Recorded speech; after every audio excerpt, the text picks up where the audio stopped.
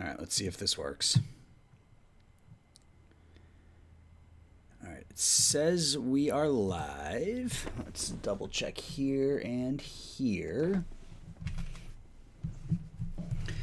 That's right. I haven't done this in like 6 months, so everything's got to like shift.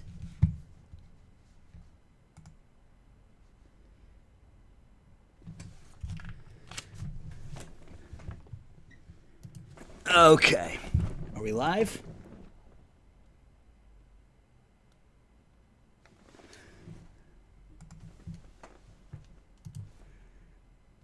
I don't think we're live. Yeah, we are. Okay, there we go. All right.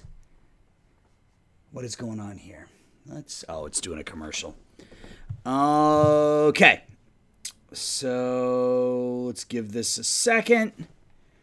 And let's make sure the audio works. What is going on here? I got frames dropping. Let's fix this. Yeah, there we go. I knew that was going to happen. All right, we should be good. Let's get this reconnected.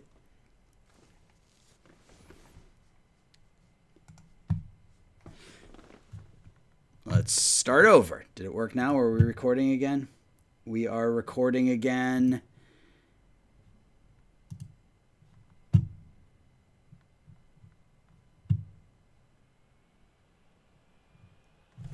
Let's make sure that the audio works as soon as this is done playing its ad. We should be live. Are we not live? What is going on here?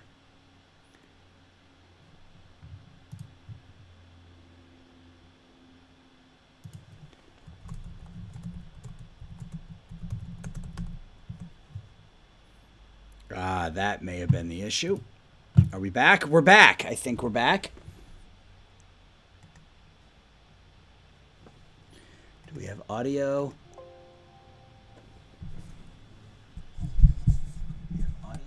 We do. Okay, as I check on that computer.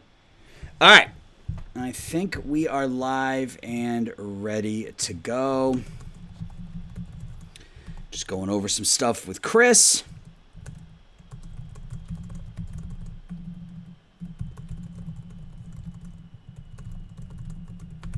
Okay. Let's give it a second for people to filter in, assuming anybody's going to filter in. We are going to start right from the beginning here. We're going to do an Out of the Park Baseball 23 Let's Play with the Arizona Diamondbacks. I did a Let's Play through for GM Games last season with Out of the Park 22 with the Colorado Rockies. So we're going to stay in the National League West. And I just want to, give me a second, guys. All right.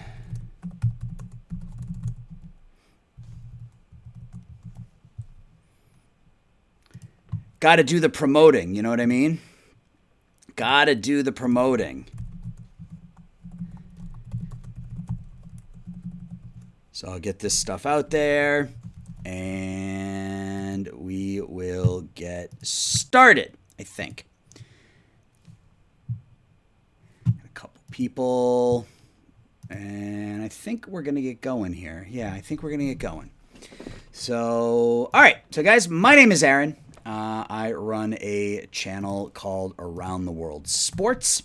It's got more of the same. It's got baseball.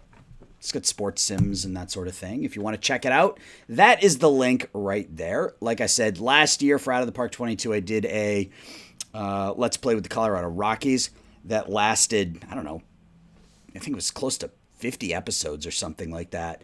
And it was a lot of fun. You know, we did a lot of Sunday night stuff and had some fun with it. And I think ultimately we ended up simming out to like 50 years or something like that. So we're going to run this season with the Arizona Diamondbacks, and we're going to start right from scratch. I need to move this computer, though, so I can see chat if anybody's doing the chat thing. All right, I think we're good now. All right, so we are going to start right from the beginning. And we're not going to play in challenge mode because I don't play these to see if I can not get fired. I play these because I like to play the game. So we are going to enable every single league because that's what I like to do. It slows down the sim a little bit, but again, I'm not in a rush. We're not going to do live start, and this will be Arizona GM Games. And we'll get this thing started. So thanks for tuning in here tonight. I don't know how long I'm going to go for. I got my coffee, so I should be good for a couple of hours here anyway.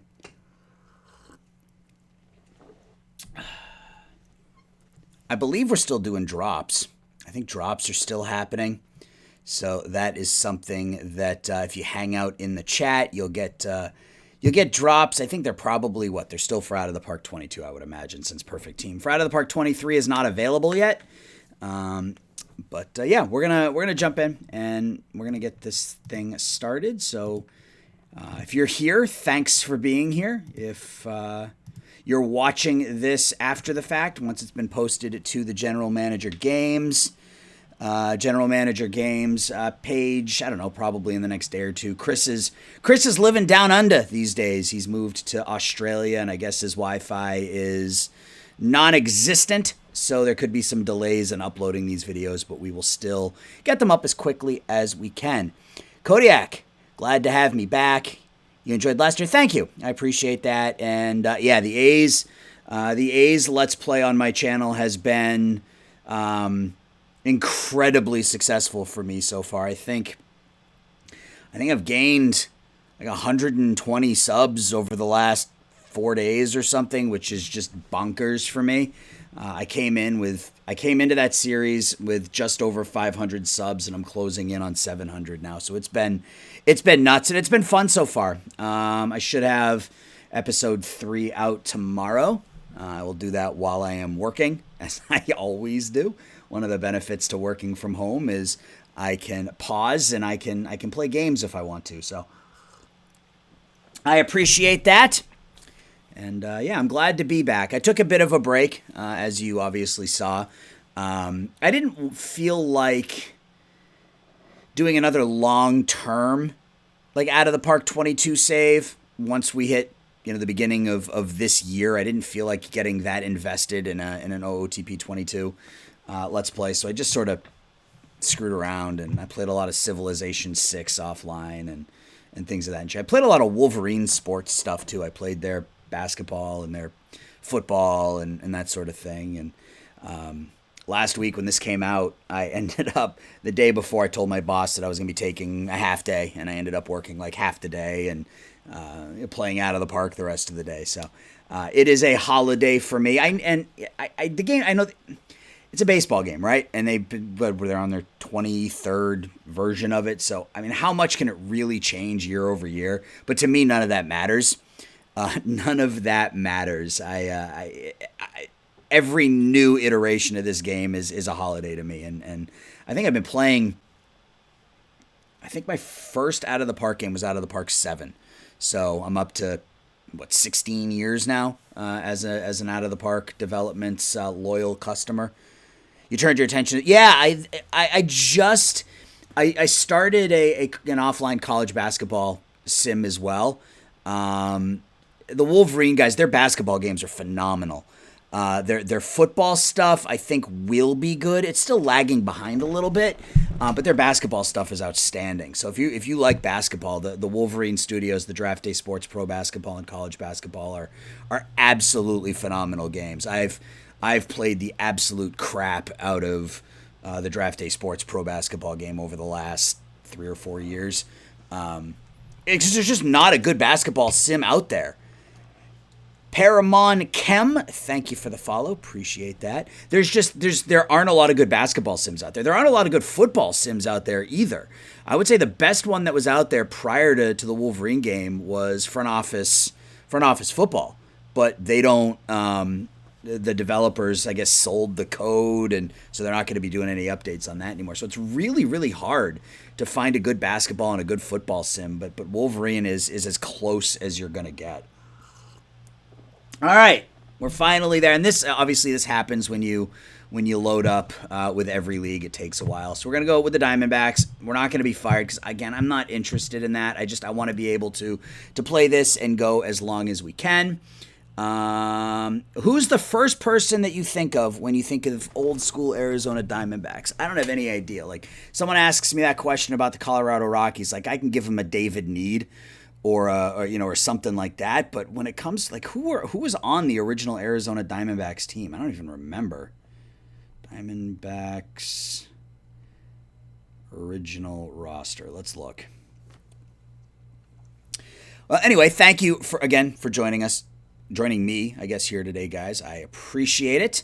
We're going to go for a couple of hours. We'll see how I'm feeling. Wow, this was a bad team, man. They had Bam Bam Mulins on their team. How about I didn't know that? Interesting. Travis Lee, I think, is who we're going to go with as our profile. All right, we will start the game. And we'll go through and you'll see how I set up my games and that says T less. I spelt his name wrong. All right, well, I will fix that. I had finger placement was wrong. Finger placement was incorrect. So let's go in and let's change that. Lee. I had my finger placement in the wrong spot. Okay. And all right, so we're going to go to game settings and we're going to set all of this first. So I think we're going to stick 20 to 80. I normally do 1 to 100. That's just how I've always played the game. But I've been doing some offline or some online stuff, and I've been going with the 20 to 80. So I think we'll stick with a 20 to 80 rating scale for this one. We're going to go with stars. I think a lot of this we will just leave as is. Players and face gen. We'll turn on personality. We will turn off baseball cards. AI settings, trading will go all the way up to hard. That's easy. Trading will go all the way up to hard. I'm going to leave this in the middle for now. Look at me. Right, I know. I mean, I'm getting old there, man. Like, I'm set in my ways when it comes to a lot of stuff. But the online leagues have really, I guess, exposed me to some other ways of playing the game that make it just unique. So we'll go with 20 to 80 here. I play the Red Sox game I'm playing offline. I have 1 to 100 because it's offline and, it's just how I do it. But, yeah, we'll switch it up here. So this is how we're going to have trading set up for now. I have found, I don't know how many of you have actually played, or I mean, I guess probably most of you at this point since it's out now, but I have found trading to be significantly more complicated in 23 than it was in 22. It's harder to find... using the trade block, it's harder to find better deals. And I will say that whatever they tweaked in the AI to have them finally start to offer you decent deals, I think is pretty cool. For the longest time, they would offer you, a garbage reliever for, your 3 top prospects or whatever. You actually get some halfway decent offers from the AI at this point, which I think is pretty neat. Almanac, we're not going to touch. Online League, we're not going to touch. Database, we're not going to touch. Leagues and teams, we're not going to touch. Rules, we're going to allow the trading of injured players. I am going to, I guess we'll leave trading frequency on average. I usually leave it on low, but maybe we'll get a little more, and we'll get a little bit more flavor leaving it on average. Who knows? Lottery setup is fine. I am going to remove the expanded initial rosters. That is there for this year because of the lockout, but our players don't need... what's going on, Breeze? Yes, I am back. I am back, yes. And I'm going to try to do every Sunday like I did last with the Rockies playthrough. We'll see how my body cooperates. I've been incredibly busy over the last couple of months, but I got some energy now. I've been good, man. How are you? I have been very, very good. So yeah, we're going to leave the expanded initial rosters off. We're not going to change anything here. Financials, we're not going to change anything. Options, we're not going to change anything. No, I don't think so. Players, no. Historical. And then stats and AI. We've got some new features down here, banning the infield shifts. And then catcher framing. I'm going to leave it on average. If catchers continue to be, incredibly OP. Those who have the high catcher ability, then we can tweak it down the road. But I think we'll leave it the way it is for now. Breeze, I watched a couple of your NASCAR videos. I'm not a huge NASCAR guy, but I caught a couple of those. That was pretty interesting. So I think that's how we're going to leave everything set. And I do want to just one more time drop this into the chat. This is my YouTube channel. So those of you who are, those of you who enjoy this, you can go check out my channel. It's got more of the same. I have an Oakland A's playthrough on there right now. And some other stuff. Anyway, let's get to it. So let's look at what we have first and then figure out what we need and then start some simming. I guess we'll look at the main roster first. And then look at our prospects and see what we need. So, you've been too busy to stream. You've only had time. So you've had time to only get your YouTube back active. You got to start somewhere, man. Catcher ability has been nerfed. Hasn't played enough of the new game to tell. But I saw some of those videos too.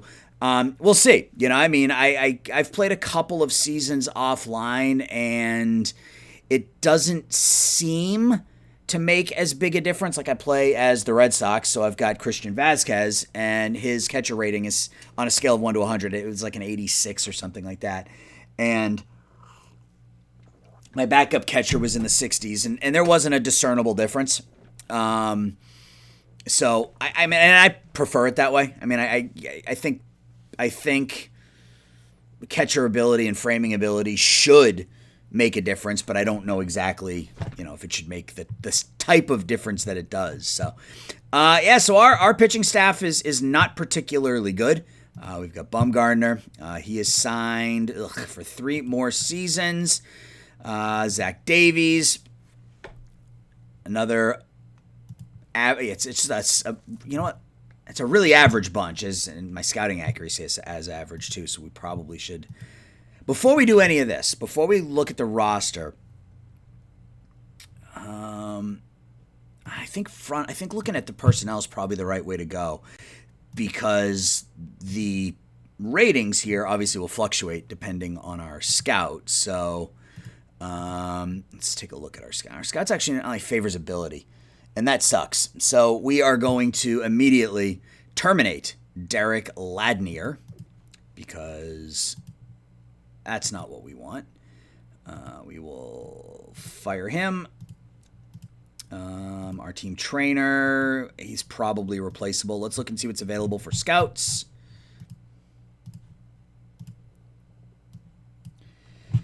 We want, obviously, favorite tools. Brian Bridges is there.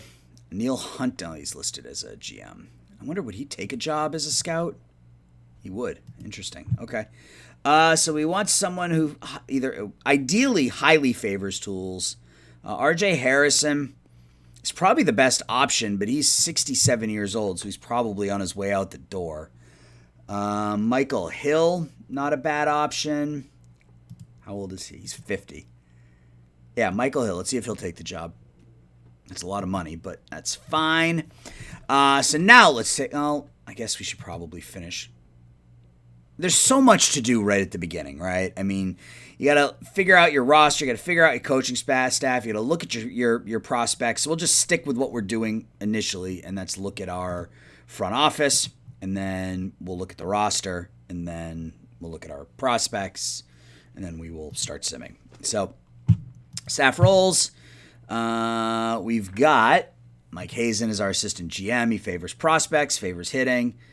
Right down the middle in terms of defense or offense. He favors power, favors on-base percentage, which I kind of like.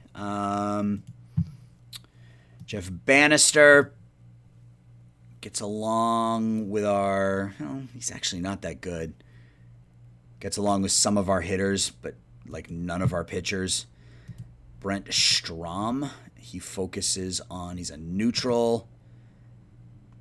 Yeah, I don't like him either. So he's going to go. Joe Mather, neutral. Ketel Marte, Braden Bishop, Carson Kelly. That's 3 of our most Yeah, it's been a while. It has been a while. It's been, God, I don't remember when the last time I streamed was. It was, I don't know, probably November sometime, December, something like that. I don't exactly remember. I think we can do better. I think we may just clear the decks here and hire a whole bunch of new people. Dave McKay, he's actually really good at coaching. I mean, he's getting up there. He's probably going to retire relatively soon. So he's somebody we'll probably have to replace. But let's look for a pitching coach and a hitting coach. Pitching coach, Arizona pitching coach. We should go back and look here. So we don't want someone who's well, I guess it doesn't matter as long as we've got a mixture here. We've got easygoing, we got a couple of normal, we have a controlling. I tend to lean towards personable. In my mind, a personable coach is going to work better with his players, but I have no idea how accurate that is.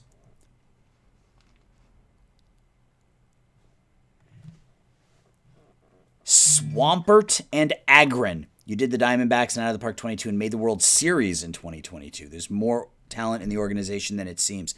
Yeah, we'll see. That's impressive, though. First year with the Diamondbacks, especially in the West, dealing with the Dodgers and the Padres. That's impressive. That's a lot of old pitching coaches. Anderson Polanco's not old, though. He works well with normal. He's personable. He gets along with two of our pitchers. He's got a good relationship. This seems weird. So he's expected to have good relationships, but the entire pitching staff is average. Huh. Power pitchers. And it doesn't really matter because most of these players probably won't be here within a couple of years. I would like somebody that, yeah. We may go with Polanco just because he's 29, and I think he can probably grow with the team. Because Gallen will probably stick around. Kelly's getting up there in age. Weaver's, well, he's not that. He's only 28. But yeah, there's not a lot of young talent on this team, so a lot of these players can probably, there's not a lot of young talent on this team at all. We're going to go with Polanco just because of his age. I like the 29-year-old. I like the outstanding pitching ability. So we'll go there. Hitting coach. Simming early. Yeah, you got it, Random Task. You're the one who notified me that Barry was. It's been like 2 years, man, since that show was on the air, and I loved it. So I am glad it is back for sure. So yeah, I'm going to stream a little bit earlier today. Yes, absolutely. Personable. That's what I like to see. Gets along well with everybody. Ben Johnson. Cool. That works for me. So we have offers out to a new pitching coach, a new hitting coach, and a new scout. So now we can take a look at the roster. And again, a lot of this will probably change when we get our new scout in. Has it been nearly 3 years? I know it was right around COVID that I thought maybe it was, so 2019 was I guess when it stopped, when season 2 ended, right? I'm going to have to go back and I'll watch season 3, episode 1 tonight, but I think I may have to go back and binge watch the whole thing again so that I can remember what happened. I remember there was something going on with the Russians, and that's all I remember. So pitching staff is not good. It's decidedly average. Zach Gallen is probably the best long-term pitcher we have, and I don't even know how long-term he is. 26. Bumgardner, we got to figure out a way to get out from underneath that contract.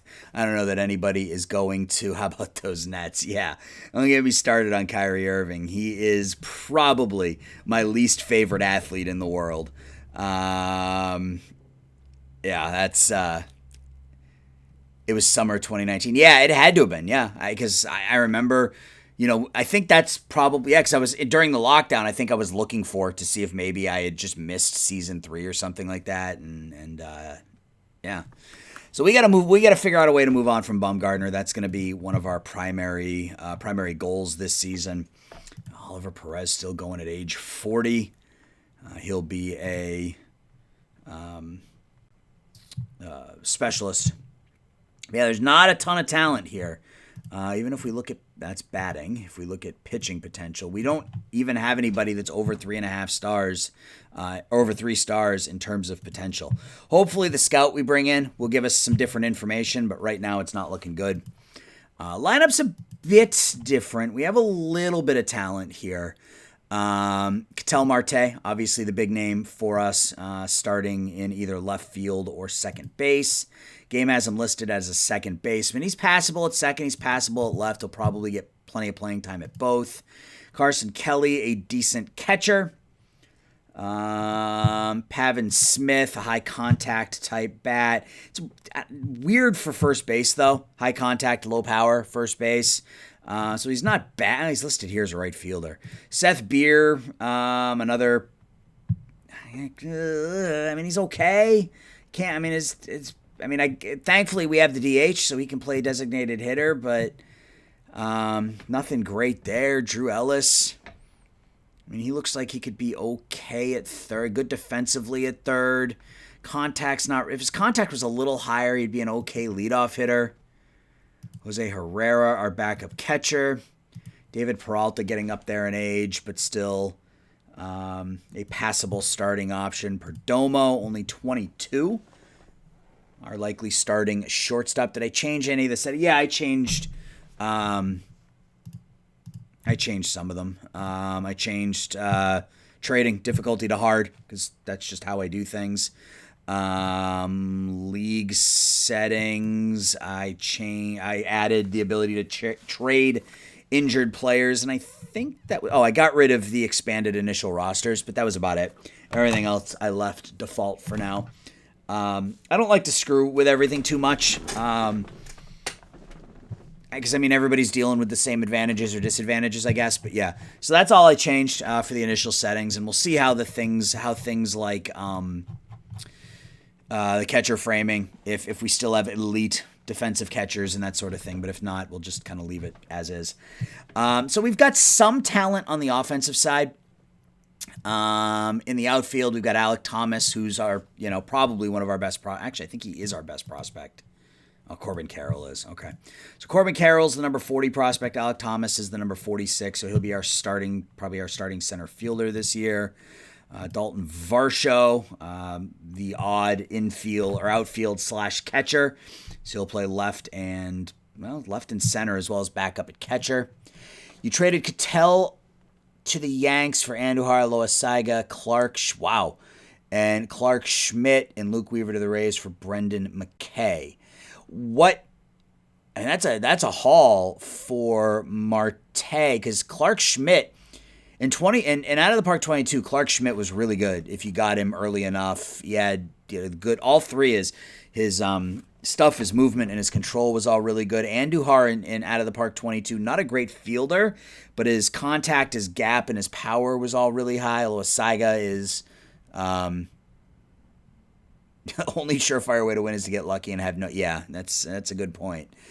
McKay, Gallen, Corbin Martin's really hit or miss. I've had him perform really, really well, but I've also had him flame out due to injuries. So it all depends on which Corbin Martin you get. If he stays healthy, you're in good shape. If he doesn't stay healthy, you're not in good shape. So we have some building blocks offensively. Alek Thomas, Ketel Marte is still young.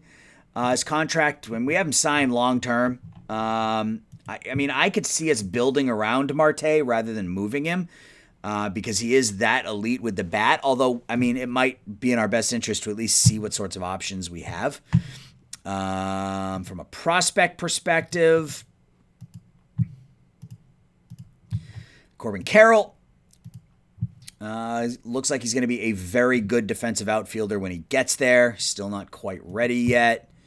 Jordan Lawler was their top pick a year ago, right? Was that last year? It doesn't say. I think he was last year, right? Good defensively. The bat's not great, but again, we don't have a scout right now, so that could be anything. Perdomo's up already. Buddy Kennedy number 78 overall prospect. Again, no scouts. We could be anything but decent bat. So, yeah, so I think on the offensive side of things, we're not in terrible shape. Pitching, we have some work to do. But from an offensive perspective, we look okay, I guess. So what do we want to look at? Oh, that's right. We got Nick Ahmed, too. I forgot about him. We'll get him back. He's elite defensively, but he's 31. So we probably won't hang on to him for too long.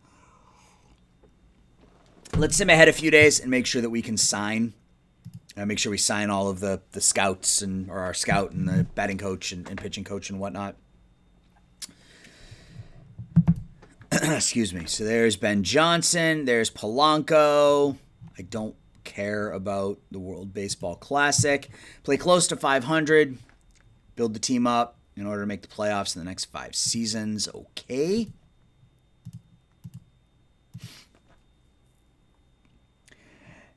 Yeah, the Diamondbacks, like I was saying, Swamper, the Diamondbacks have some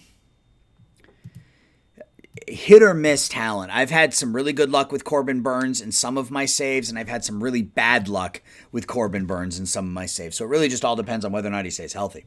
All right, so we signed Michael Hill. So now we can go to our player list and we can tell him to go ahead and just scout the entire Major League roster. And I think it's cool now that it tells you how long it'll take to get a full scouting report. I think that's pretty neat. I may have done that before and I never noticed it, but I don't think it did. And then we will come here and we will look at our top prospects and tell them to do the same thing. I don't need to be scouting 25 and 26-year-olds just yet. Let's just look at some of the younger players. Let's just start with that. Kennedy, Lawler, Carroll, and Ciccone. That's not where I wanted to go. I just wanted to right-click. Scouting report. All right. Let's sim ahead a little bit. So the way I did this last year was basically we sim day by day. And we'll probably do the same thing. We'll probably play the first game just to take a look at the new 3D engine. You should trade all my prospects and make a playoff push. I don't want to do that. We are going to play the first game, and I'm also not going to trade the entire roster in April. We're going to play this as realistically as we can. So we're going to sim, first month and a half, see where we stand, and kind of go from there. All right, so here we go. I mentioned at the beginning here that the AI does a better job of making trade offers. And right here, you can see they're offering us Alec Baum for Josh Rojas and Andy Yerzy. So Alec Baum. Scouting's very low, but, you know what you're getting with him. Decent contact, decent power. Okay at first base, and they want to give up Rojas, who right now would be a utility guy for us, and Andy Yerzy. Good power, good eye and discipline, not very good. I don't want to make any deals until we can get some scouting reports back. If we want to play realistic and sign a bunch of wash, yeah, that's a good point. I could go out and bring back Zach Greinke or, something like that. I think I'm going to pass on this trade for now only because I want to get some of our scouting in first so that I know exactly, or at least what my scout thinks we have, rather than trying to base it off of low scouting accuracy. I think that's probably the best option. So yeah, the way we did the Rockies sim was we basically we simmed a day at a time. You guys kind of went through the trade options with me and, helped me make decisions and told me when you thought I was making the wrong decision. So they really want to send us Alec Boehm, and I'm not going to trade him for Luke Weaver. We need Luke Weaver in our starting rotation. I guess we can scout him and see if we can get some more and a more accurate reading on him, but so thank you guys for joining us. My name is Aaron, for those of you who are just jumping in now. My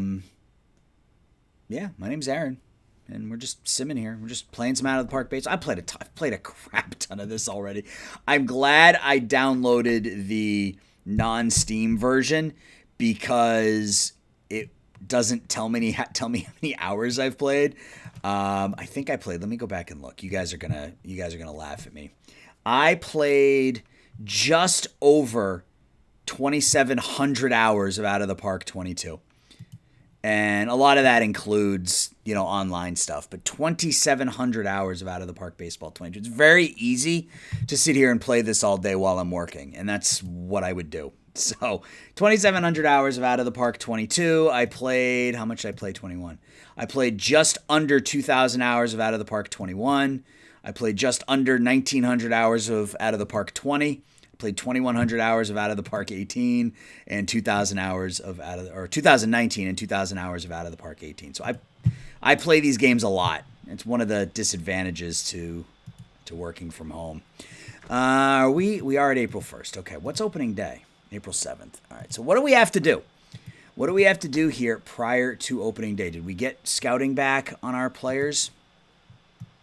That's not where I wanted to go. I wanted to go here. We did. Okay. Yeah, so Carson Kelly's better than, or at least our scout thinks he's better than what it was initially. If we look at potential, Alec Thomas is better as well. So, I mean, having Marte and Thomas at the top of our lineup, I think puts us in a pretty good position initially. I don't know that we're going to have the bats to drive them in. I don't want to be over 9,000 hours. The amount I play right now is more than enough already. Is there an online? Tossing it. Yes, there is an online mode. It's here. I'll show you. If you go to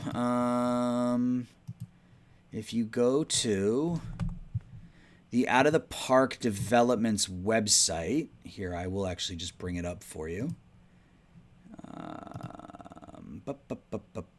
Where is the thread? Right here. Or where is the... If you go right here... If you go right there, it will list a bunch of different online leagues that you can join. I'm in 3 right now. I'm in 1 actually with random. Actually, I'm in 2 with random task. And yeah, you just... most of them are still playing Out of the Park 22. Which is fine. You just got to have them both loaded up. But yeah, there's an online mode, and it's a lot of fun. It's depending on the schedule, some of them are everyday sims. I think the ones that I'm in are all 4 days a week, like Sunday, Monday, Wednesday, Friday kind of thing. Yeah, it's a blast actually. So actually, welcome, Tossing It. Welcome to the channel. I hope you have some fun here. Ask all the questions you want. I've been playing this. I mean, I talked about the number of hours I've played, but I've been playing this game for years, and I love it. So, working from home makes it easy, especially when you have one PC. Yeah, and that's why I keep looking to my left. The computer to my left is actually my work computer, and that's the one I've got chat up on, and then the one in front of me is. I mean, I guess I could have another monitor set here, but I'm not that advanced. So yeah, I'm gonna have my work PC to my left and my gaming PC here to my right. Yeah, and then there, as Breeze said, Tossing It, they have what's called Perfect Team, which is like what's it called, HUD or Hub or whatever it's called for like the EA games where you get cards and you put teams together based on the cards and stuff. I don't do a lot of Perfect Team. I might try it with Out of the Park 23, but I dig the online games. So from a batting perspective, I think we're in pretty good shape. We've got a couple of pretty solid players at the top of our lineup. They should get on base at a pretty high clip. Whether or not we have the talent to drive them in remains to be seen, but we have some talent for sure. I did scout some of our players. So Jordan Lawler, once we scout him, looks to be a little bit better. We will scout him again. Again, I want to scout most of our higher-end prospects, the ones that are younger, and get that up to very high. So we have to trim down the roster. Ultimate Team, PT drops for the card game. Diamond Dynasty, if you're familiar with MLB The Show. Yeah, I have never... the last... non-Out of the Park baseball game I played was probably MVP Baseball 05, the one that had Manny Ramirez on the cover. And that was because you could develop that you could develop prospects like you can in this, but I lost the hand-eye coordination for that type of stuff forever. So spreadsheet baseball is where it's at for me, without question. You've been playing Major League Baseball 11. Wow. Going back in time, huh, Breeze? Oh, yeah, MVP 05 is one of the greatest baseball games ever made. Without question, one of the greatest baseball games ever made. But I think that was the last baseball game I played prior to this. The show? I just never played them. I guess I got spoiled with how in-depth Out of the Park baseball is. I tried. Like, before I played Out of the Park baseball, I played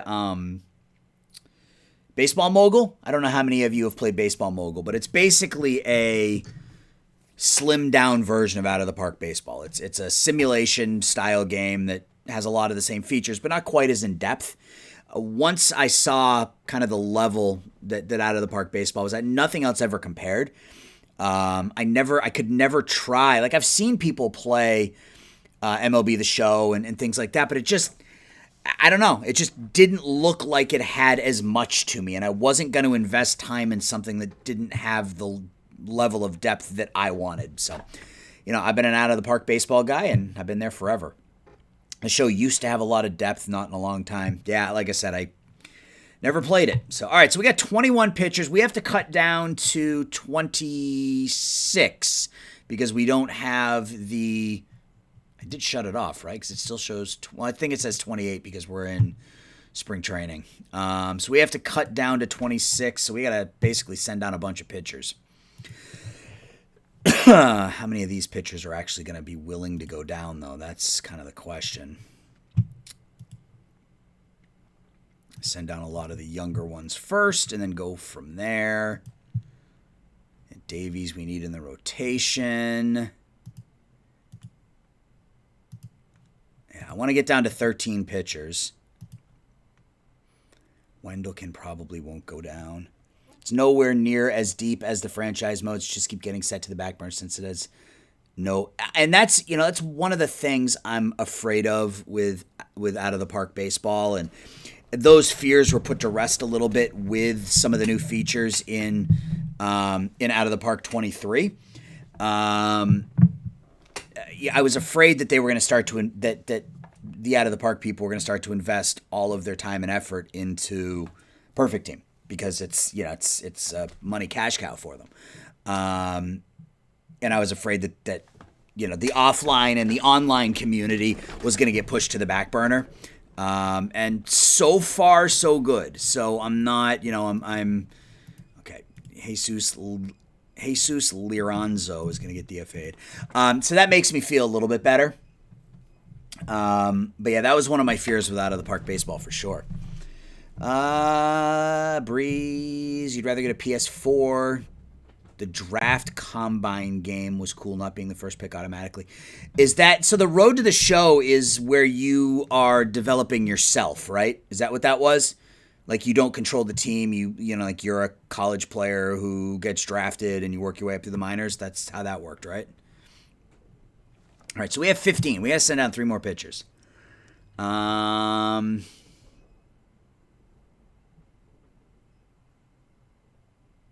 I mean, they're all, like, the same, so it really, I don't think, matters a whole hell of a lot.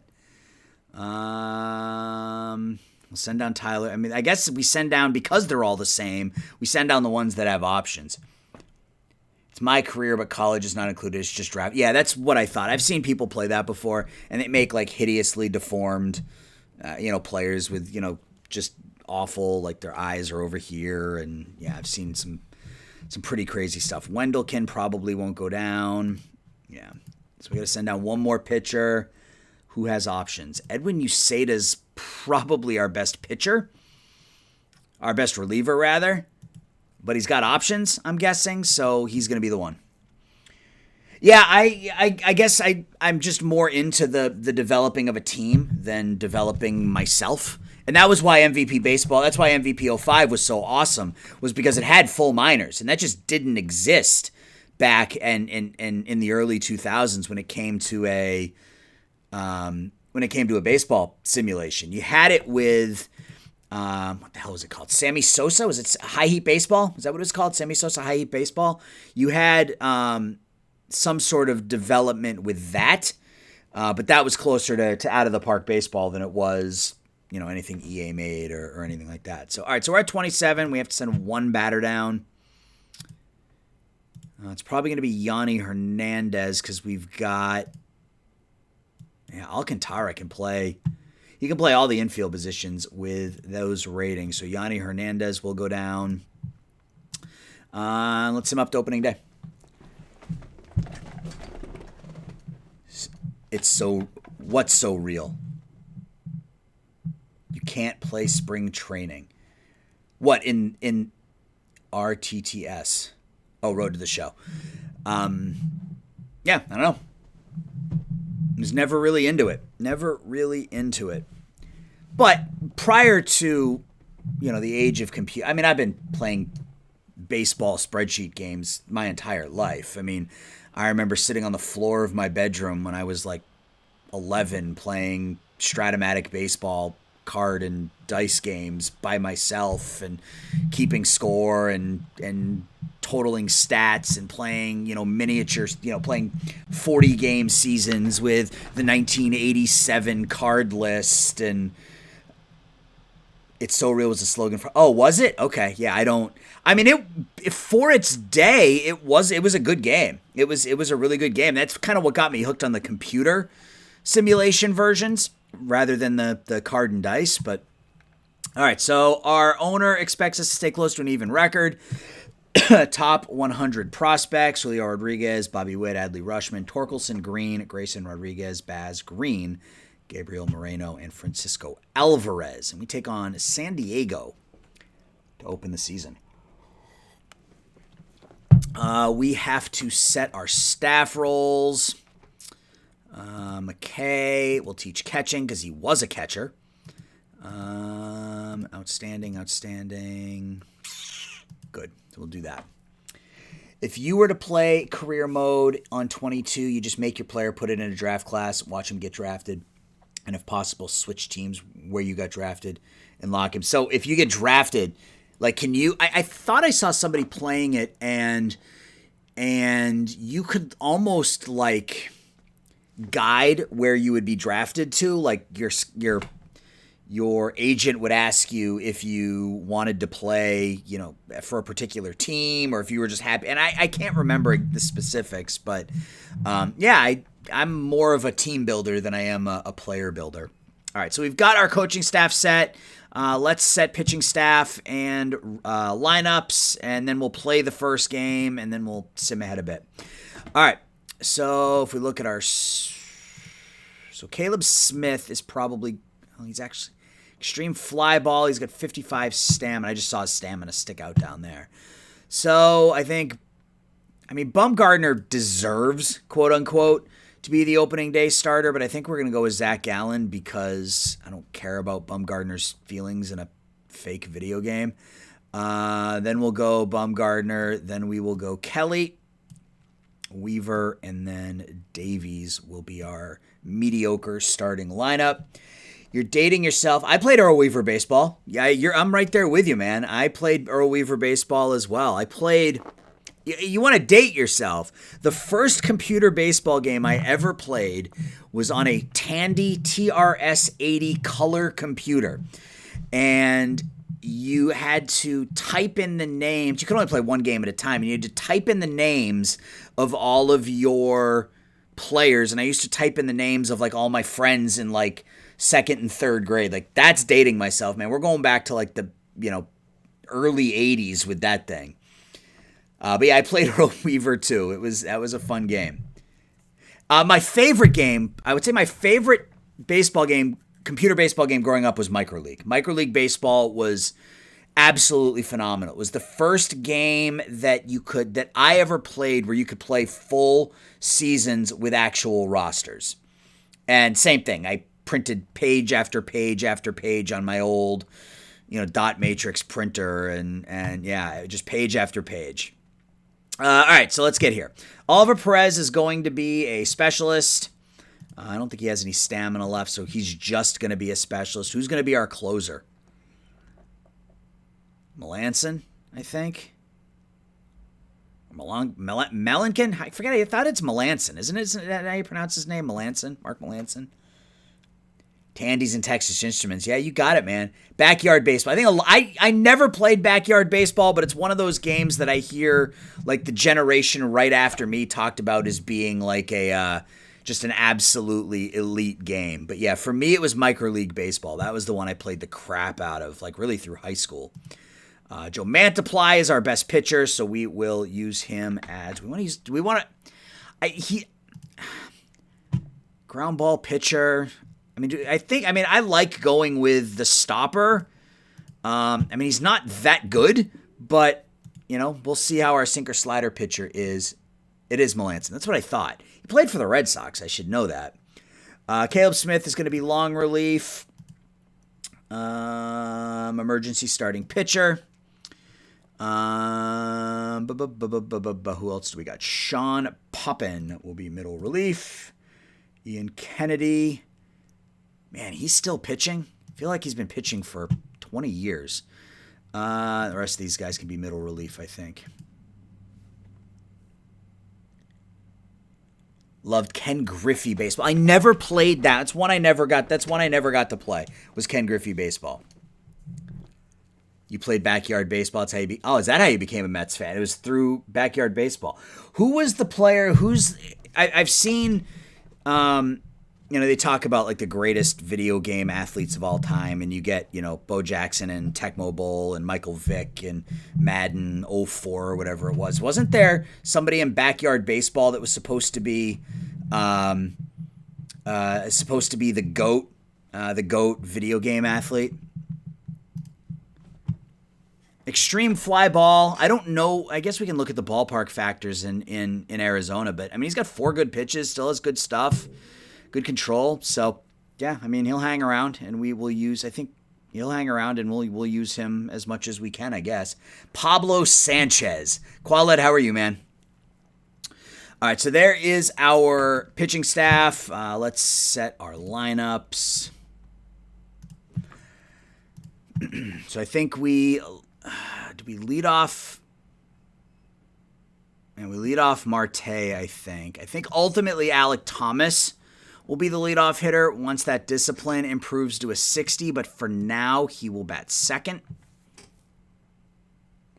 Yeah, I'm glad to be doing a new series. I don't know. I'm going to try. I got major recording burnout towards the end of my Out of the Park Baseball 22 playthroughs because I was doing like 5 Out of the Park Baseball videos a week. I was doing 2 or 3 for my channel, and then I was doing the Sunday night stream for GM Games, and then I was doing a Wednesday video for GM Games as well. I don't know that I'm going to do that when I might initially because the game is still new and I'm still super into it, so I may still do that Wednesday video for GM Games initially, but I don't know that I'm going to do it long term because I don't want to burn myself out again. So we'll see. But it'll be at least Sunday nights here for a while.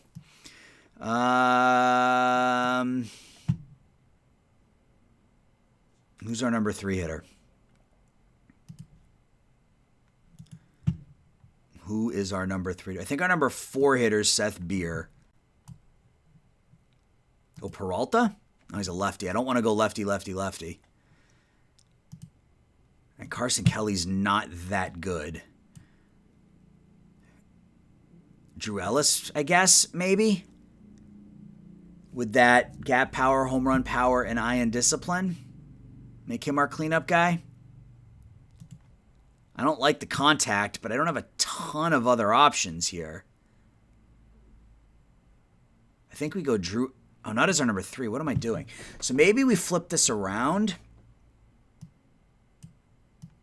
And we could do something like that. I think that makes more sense. Pass on else. Yeah, I think maybe we do something like this. I think... Yeah, Marte's he's got the better avoid K. The eye's not quite as good. So maybe we do something like this. Thomas, Marte, Beer, and Kelly, because we are a left-handed heavy lineup. Pavin Smith is not a very good right fielder. Varsho, Peralta. So one of these guys is going to sit on the bench because we have too many outfielders. He'll never get a hit. But I don't have anybody else to play third base. I mean, he's got to start for us initially because there's nobody else to get on base. I think we'll do Pavin Smith fifth. Oh, that's right. We have a designated hitter. That is right. That's cool. Okay. Christian Walker will play. Is he better than Seth Beer at first? Yeah, he is. So Walker will be our first baseman. So we have, so we either Varsho or Peralta is going to start. I think it makes more sense to start Varsho on the bench. Just from a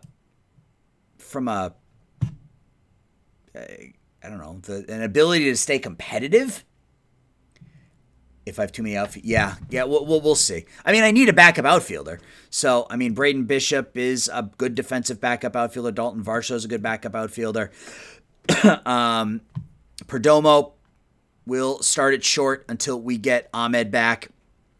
And then we can bat Ellis in the 9 hole. Maybe we can get some power out of that number 9 spot.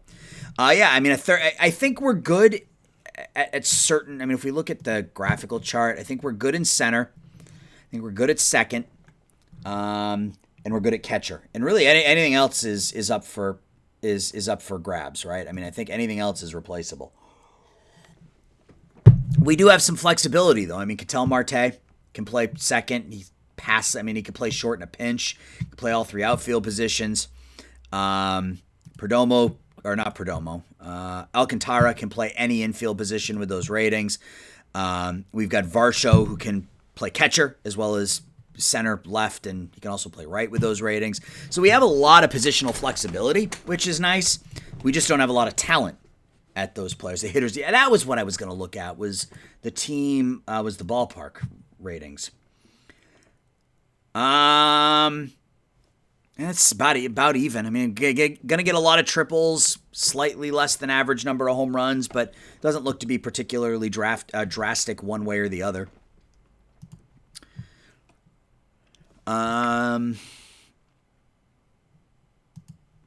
So what does this thing want to do in terms of depth chart? Set the depth chart. Set the depth chart. It wants Herrera every 6th game. Bishop. I don't want to play Bishop every 2nd game against lefties. Or against righties. That's the one thing that Peralta still brings. He's definitely a trade option. He's only making $8 million through this season, so that's something we can move probably. Maybe long-term strategy would be high contact and gap, low power. That would be an interesting strategy. It kind of flies in the face of today's baseball, right? And what baseball looks like these days is a high contact and gap and low power type of playthrough. I want Varsho to get. No, Marte's not going to play right field every 3rd game. I will get Varsho out there every 4th game, every 5th game, and here we'll go, I don't know, every 8th game or something, just to get the outfield some playing time. And then I'll give Varsho a couple of games a week, and he's going to back up a catcher every 15th game, so he'll catch a little bit. So, but we're going to have to make some changes against righties, though, because we are very left-handed heavy. Let's copy that. Let's paste. I think we played Bishop. I mean, defensively he's really good. I think we can play Bishop in left for Peralta against lefties.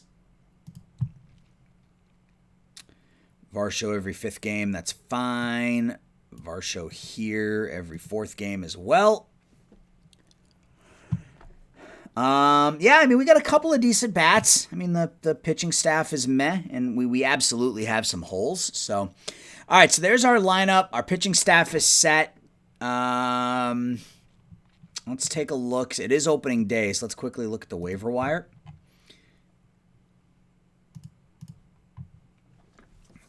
Anything of interest here? Yeah, the problem is the scouting accuracy is going to be really low in just about everybody. So it's going to be hard for us to get an accurate depiction on what we're actually dealing with. We don't need another outfielder, but, I mean, defensively, Brett Phillips is as good as it gets.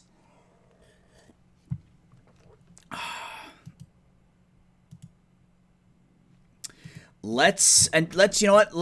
I don't want to make a trade right off the bat, but let's just see. I can't imagine there's gonna be much interest for Peralta at all, but we will take a look. Yeah, nothing. I mean, I'm assuming if I retained, we would get some offers, but yeah, Peralta's, we're not gonna get much for him. It means we're probably gonna get nothing for Bumgartner, which means we're probably gonna have to eat that contract. Yeah, there's just nothing here. I mean, Culberson's not bad. He can play all over the infield, all over the field. But that would require us, like, if we did something like that, and then... Yeah, like it wants Corbin Carroll. Like I said, trying to make deals I'm finding to be... You can still use the strategy of, you know, getting them to throw in a one-star player and then backing down on how much you retain and that sort of thing. That strategy still works, but it's harder to find deals using the trade block tool, which is, it's fine. I mean, I don't mind having to dig through and find deals. But yeah. So we're going to jump in and we're going to play game one. I think we have everything set. Now we need to, let's find the players that we want to control and make sure that let's get a scouting report on him. Make sure that we're controlling their development. Jake McCarthy. A lot of like average-ish type outfielders.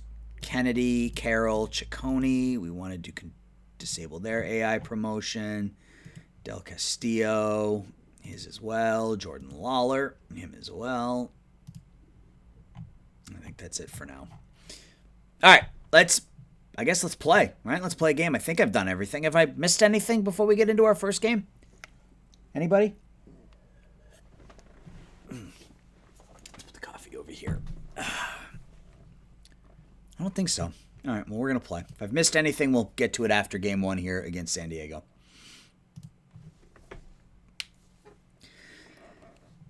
All right. So they've got C.J. Abrams at short, Trent Grisham in center, Manny Machado at third, Luke Voigt, their designated hitter, Jake Cronenworth, their second baseman, Will Myers in right, Jurickson Profar in left, Eric Hosmer at first, Luis Camposano at catcher, and Joe Musgrove. Manuel Peña in A-ball. Did I want to disable his promotion? We'll take a look after the game, I guess. And we've got Thomas, Marte, Beer, Kelly, Smith, Walker, Peralta, Ellis, Perdomo, and Zach Gallen. So let's start the game, and I'm going to immediately go into options and make sure that I have everything set the way I want. Game sound will enable it, I guess. I don't know. Can you guys even hear it? I don't even know if you guys can hear it. If you can't hear it, let me know. Am I losing frames? No, I'm not. What does AI promotion mean? It means you can't hear it. Okay, I don't know how to do this. I don't know how to get the audio working. Maybe I click this one. Does that do it? Can you hear it now? So AI promotion tossing it, what it means is the game will move players to different levels of the minor leagues. So they may move a player to AA before they're ready, for example. Why is my other computer am I dropping? I don't feel like I'm dropping frames. Everything looks fine on my end, but does the stream look okay, guys? I don't know what the hell's going on over there. My other computer's freaking out. Anyway, all right, let's play. Let me know. If the stream is acting up, let me know. I'll see if I can figure it out. If it's just my computer, then I don't care. Your video looks... My video looks what? Anyway, so tossing it, yeah, AI promotion means the game itself will promote and demote players, and for my better prospects, I like to control. You don't notice any video issues. Okay, good. So it's just my computer then. Then I won't worry about it. When you control your AI promotion, you're controlling when you move those players up to AA and AAA and that sort of thing. And for your better prospects, I like to do that with mine. So I hope that clears it up. I want to have control over my better prospects and when I move them up and if I have to move them down and whatnot. So, all right, well, here we go. So Zach Gallen against CJ Abrams. What about the audio? Can you hear the audio now? Random task. I think I turned on the desktop audio through OBS, but I don't know if it works. Abrams strikes out swinging. How do you know if someone is ready to move up? There is no per se. I like to base it off their stats. I mean, if they're tearing up a particular league, I move them up unless they're super young. And we'll take a look after the game. But like if you have a player as Grisham, that's going to be an extra base hit. Still no audio. Okay, I don't know. It has something to do with OBS, and I can't be bothered to screw with it right now, so I'm not going to worry about it. Yeah, we'll look at it after the game, tossing it. But for me, it's a combination of their age, their performance at that level, and how far away from being fully developed they are. So those are kind of the three things. Where should I move my... I should move my... I think we move this up here. Does this look better? Up there, I think. Putting me in the top corner. I think that probably makes better. Probably looks better. All right, so Grisham at second, one out. Machado up. Extreme pull hitter, so we will hard shift left. Pitch to Machado. And that's going to be a hit. Are we losing? We are... Nope, Grisham stopped at third.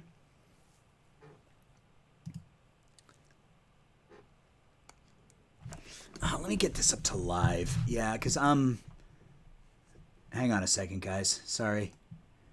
My other computer kept buffering, so now I'm like 5 minutes behind on the stream. So, all right, so first and third, one out, and who's up? Luke Voigt, infield at double play depth.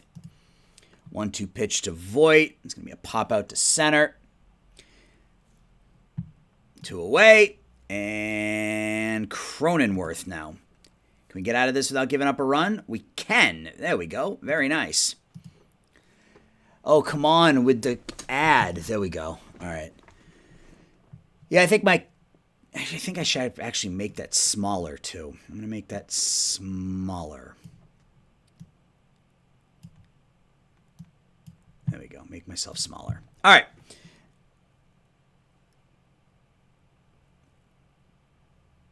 Oh, Random Task gave a really detailed explanation. But yeah, we'll take a look at it after the game. Tossing it so you can see kind of what we're talking about.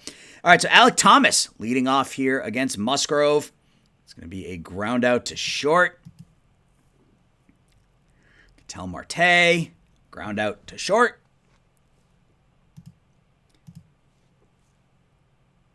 And Beer draws a 2-out walk. Carson Kelly now. All right. Will Myers, extreme pull, hard shift left. Leadoff walk, Profar, infield at double play depth. Oh, so the first two guys get on here in the second. That's not ideal. Hosmer. Same thing, double play depth. See if we can give up a run to get a couple of outs. Ground ball to second. It's going to be an error. Oh, it's an infield single. Fantastic. First and second for Campusano. Shift left. Oh, we got an out. That's something. CJ Abrams, double play depth, I think. Oof. All right. Well, bases are loaded now in the second. Gallen's not fooling anybody. Grisham is a spray hitter. Strike 3. Yeah, that's a really good explanation. That's why in baseball, very, very rarely, I got to turn the audio off. You guys can't hear it, but it's super loud in my ears. Hang on. That's why, you don't play 18-year-olds. They don't go right to the majors because they're going to be playing grown men, and that's just not fair. Where is audio? Am I blind? Camera options. Oh, right there. Oh, there we go. Let's turn that down. Let's just turn everything down some. Because you guys can't hear it, but it's super loud for me. All right, so we got 2 outs, bases loaded. Manny Machado up. He's an extreme pull hitter. Can we get out of this one only giving up a run? I think so. Yep. So Gallen has given up 5 hits and a walk in 2 innings, but we're only down 1-0. Pavin Smith draws a walk. We got Christian Walker now. That's going to erase that. Yeah, so the 3D engine looks a little better. The players look a little more detailed. There's still some wonkiness in like what they do on the field based on where the ball's hit, but it's better. It's certainly better than it was last year. I played a game offline, and I saw I think it was the second baseman dive over here somewhere, and then a catch was made by the right fielder. So it's still a little jacked up, but compared to previous seasons, I think it looks better, I guess. It's going to be a bloop single. So 6 hits now. Be nice to get a 1-2-3 inning. First 2 batters get on again. First and third. God, Gallen has not been good.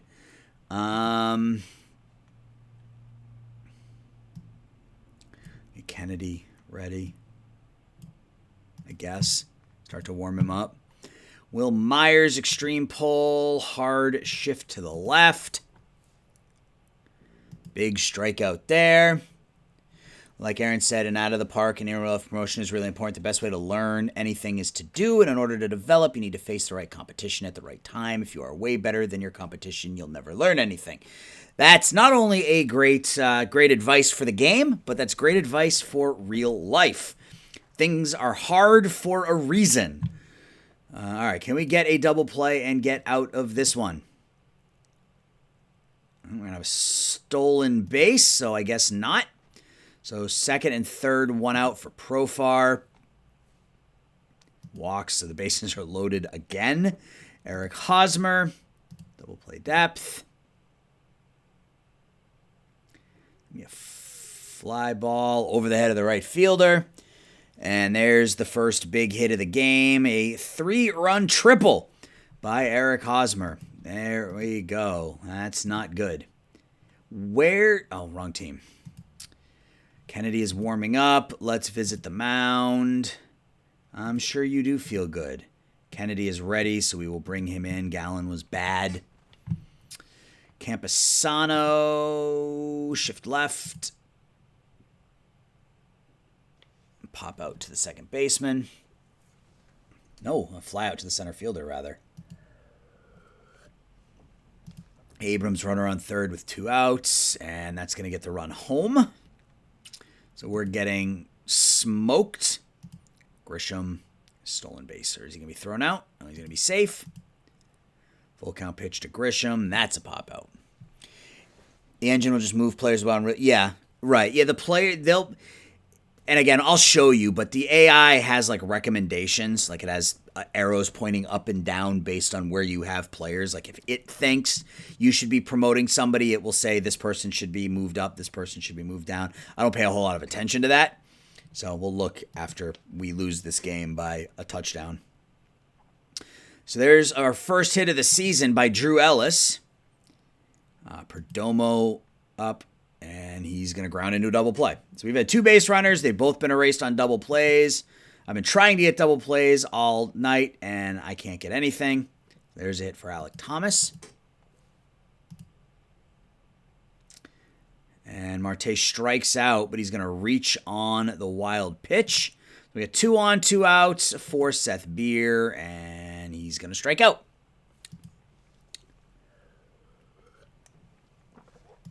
Machado. Yeah, this first season, I don't know how much we're actually going to play because we're just really, really bad. And like sitting here and watching me give up hit after hit after hit after hit is not fun. So I don't know how much of this we're actually going to sit through. We'll get through game 1 and then we'll start simming a day at a time, and we'll just see how far we can get. Cronenworth is normal. Set the infield at double play depth. Diving catch in right field. Yeah, I can vouch for that. Random Task does love baseball, and he also does not know how to shut up. Those are 2 very true facts. Strike 3. So we finally get through the inning without giving up a run, so that's nice. Carson Kelly leads off. Infield single for our catcher leading off the 4th. Pavin Smith, did he get enough of it? He did. There we go. So we pick up our first runs of the year on a 2-run home run by Pavin Smith in the bottom of the 4th inning. So I'm going to try to crawl back into this one. Christian Walker grounds out to 3rd. David Peralta. There's another hit. Is the offense starting to turn it on here a little bit the further we get into the game? Drew Ellis. And that's going to be a fielder's choice. And Perdomo. So we pick up a couple. So we're only down by 3. Oh, shit. Kennedy is exhausted. That's a problem. All right. If we can get let's visit the mound. I know you're starting to tire. Went to the wrong team again, and hopefully Poppin can be ready in a batter or 2. We will see. Shit. Yeah, my fault. I'm a bad manager.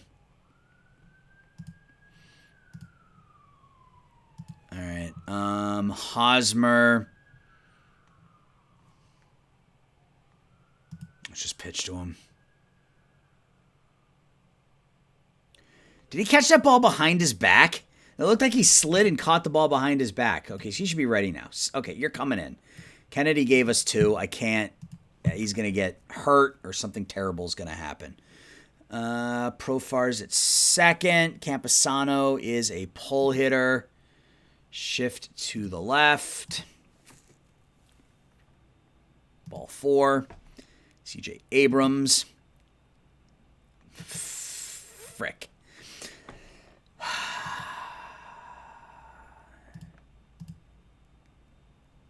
All right, so bases are loaded for Machado. Can we get out of this one?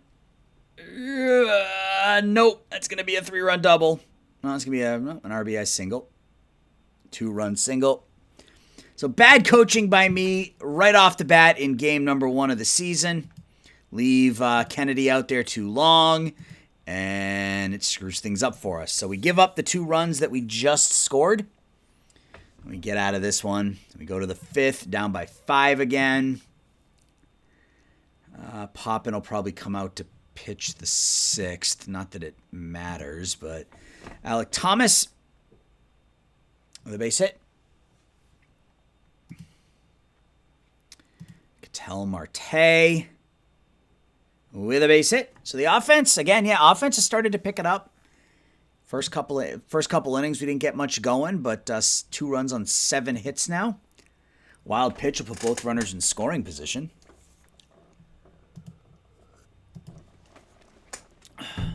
Beer draws a walk, so we have the bases loaded, nobody out, and Carson Kelly up. Kelly draws a walk, so the tying run, believe it or not, is coming to the plate. It doesn't feel that way, but the tying run comes to the plate, and he strikes out. Now the tying run is Christian Walker. He strikes out. And now it's David Peralta. Yeah. So already the game is going to eat away at me. So we load the bases with nobody out. Oh, I know who that is. That's our commissioner. What's up, Javi? How you doing, man? Did you run our sim yet? Who are we gonna get up here in the 6th? Caleb Smith, I suppose. J Coon 17, thank you for the follow. And since we've had a couple of people drop in, I'm gonna shamelessly plug my own channel. Now, this is my YouTube channel. I've got an Oakland A's sim going on over there right now. And this is episode 1 of the Arizona Diamondbacks, and we're down 7-3 here in game 1, as you can see. Ground ball back to the catcher, 1 away. Will Myers, extreme pull, hard shift to the left.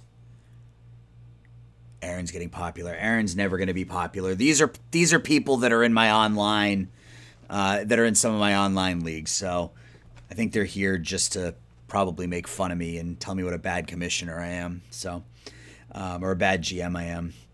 Profar. I will say that the first 2 episodes of my A's playthrough on my channel have been like crazy good. The first video I posted, what day did it come out? Wednesday? I posted it on Wednesday, and it's got like 3,000 views on it already, which for me is just absurd. And I've added like 120 subs in the last 4 days, which is ridiculous for me. My channel only had like 500 subs before starting this. It's close to 700 now, so it's been really crazy. All right, so we got Caleb Smith in there facing Eric Hosmer. See if we can get out of the 6th here. Is he going to get there? Yep. All right, so we get out of the 6th, not giving up any runs. We got Ellis, Perdomo, and Thomas against Musgrove. Ellis with a leadoff double.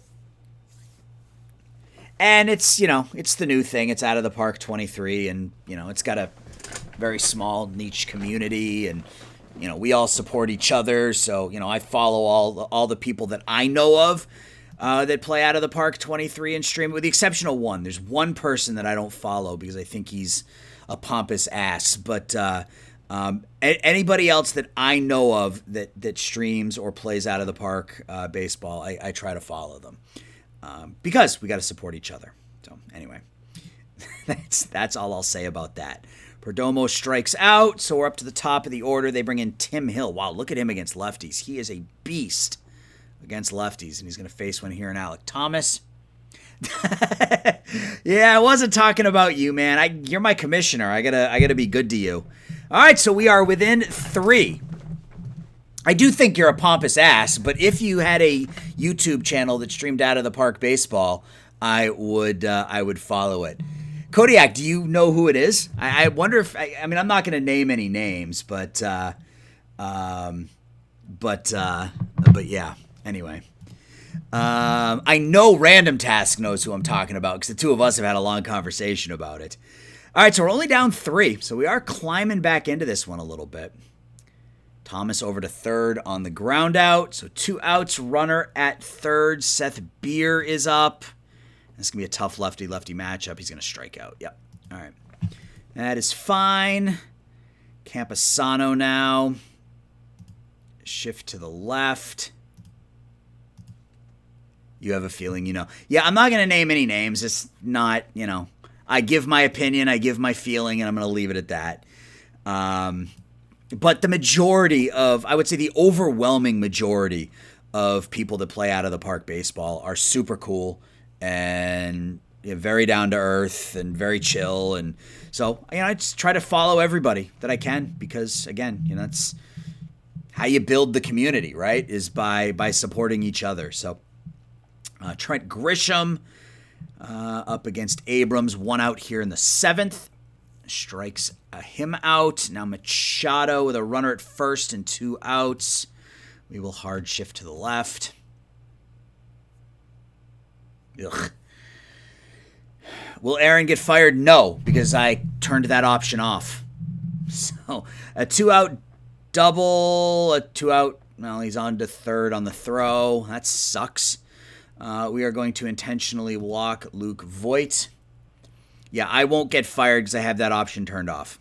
Now, I can assure you I will not get fired. Cronenworth draws a walk. Just 2 outs, bases loaded for Will Myers. Hard shift to the left. He's going to walk in a run.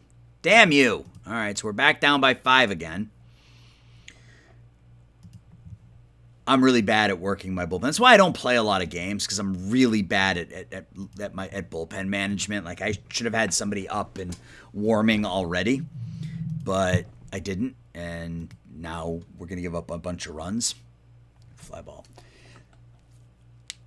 The particular streamer does have an open invite to come by and hang out when I stream for what it's worth, and this person has not done so. In my multiplayer league, no, he can't. I mean, I guess I could get booted. I guess Javi could boot me. I don't think he will. I'm one of the few people in the league that he's able to trade with, but I suppose he could boot me. Carson Kelly. We're down 5 again. We kept crawling back into it, but the pitching staff is letting us down. Full autonomy of the team and some owner that may... Right, yeah, like, you know, if the owner tells me that I need to improve my stolen bases, like, I have no interest in that. So I'm going to play the game out the way I want. I don't play the game to see if I can get fired. I play the game to try to build the team up and be successful. So that's how I do it. Pavin Smith pops out. He's not next on the list. Yeah, I'm sure I'm on the list, but that's fine. I don't mind being on the list. Oh, another double. Oh, that's an error. E4. Infield single. Okay, so we got 2 on, 1 out. We should... He's going to be tired. I wish there was a way from this screen to tell the AI to not have Wendelken throw any more warm-up pitches. Because if I continue to let him warm up and we score 2 or 3 runs this inning, by the time next inning starts, he's going to be tired. So I wish there was a way to say, all right, if he's warm, don't throw any more warm-up pitches. Just stay warm and then be ready for the next inning. So I guess Mantiply will get ready as well, I guess. So we got Peralta up against the lefty. Do we have a righty that we can bat here? Yeah, Braden Bishop. Yeah, we will bat Braden Bishop for David Peralta. Just put him in left. The righty out there against the lefty. You have to throw pitches to stay warm, yes, but you don't have to continually throw pitches. And you see all the time where pitchers are ready and they just stand there and come in. They don't continue to throw pitchers. You can sit him. Hey, Ranger, I can sit him and he'll stay warm for a bit. Okay, well, let's try that. That's not the right team.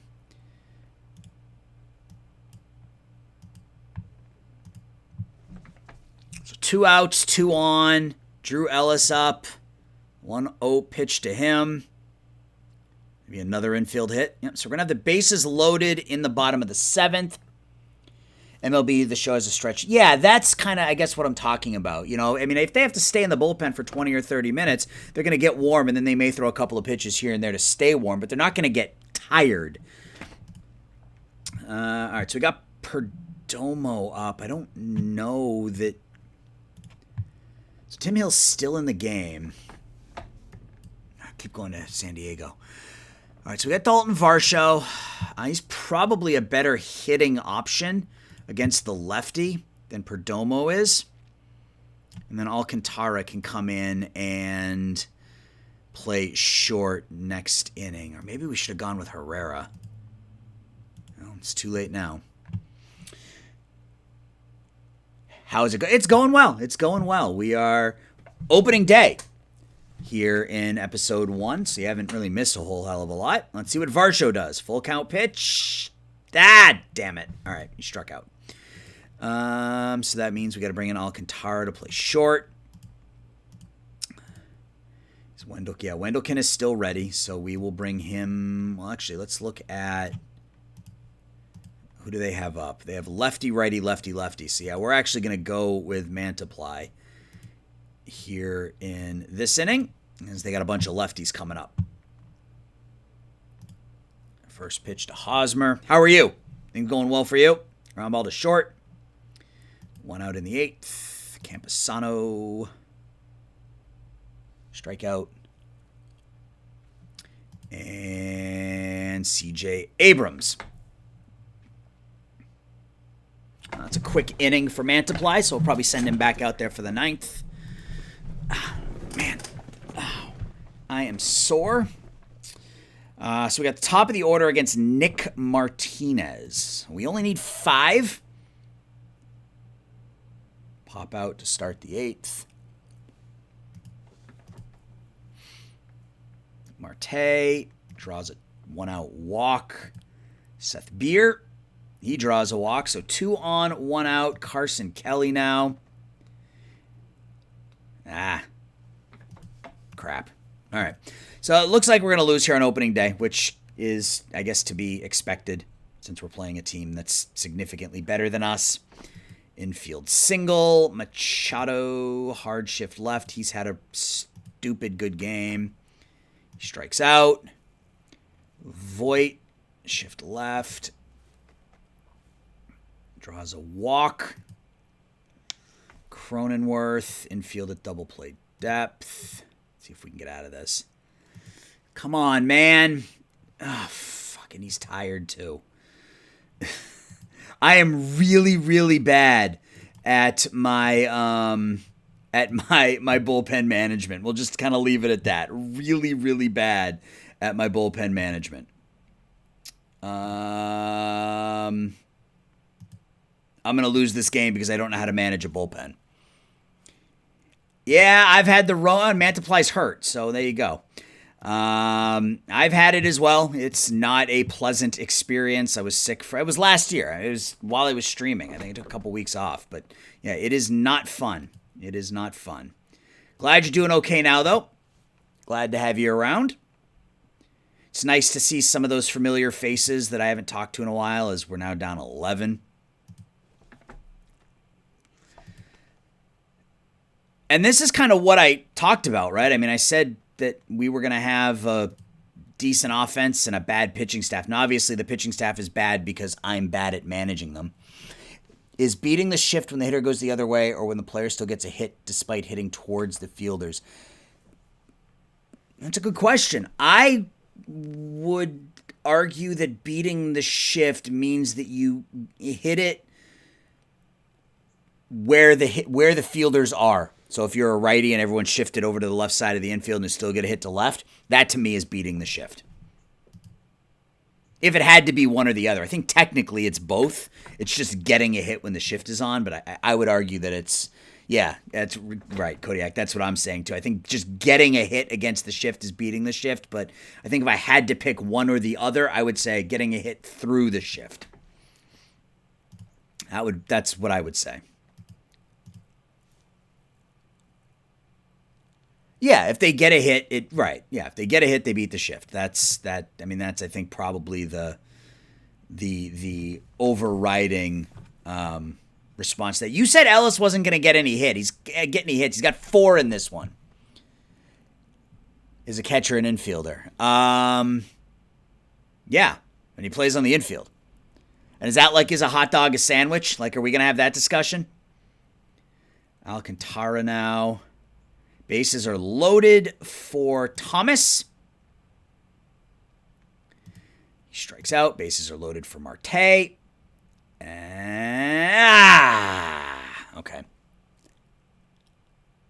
Does a home run? Yes. Yeah, I think using the argument that if they get a hit, it beats the shift, then a home run would beat the shift. All right, so this was a bad game. A couple of decent performances. Alec Thomas went 3 for 5. Pavin Smith had a 2-run homer. Drew Ellis with 4 hits, but our pitching staff was just a disaster. So we lose. All right, so I'm just scrolling up here. Tossin, it was asking about player demotion and AI promotion and stuff. So you look at your minor league system. And I'm assuming Tossing It is still here. Otherwise, I'm just talking to myself. But so you've got all these players here in their various teams, AAA team, AA, high A, regular A, and then your rookie ball leagues. And you see these arrows. This is what the AI suggests, like Kyle Backus. It suggests that Kyle Backus is playing above his talent level, I guess, in high A ball. And they think we should send him down to A ball. I mean, I don't really care about this guy because he's only 1-star, 2 stars. But given that he's 24 years old, it's either kind of shit or get off the pot, right? Like, I mean, if he can't perform in high A ball at 24, then he's probably never going to develop. So what I do is I take all my best prospects, look at Manuel Pena in A ball.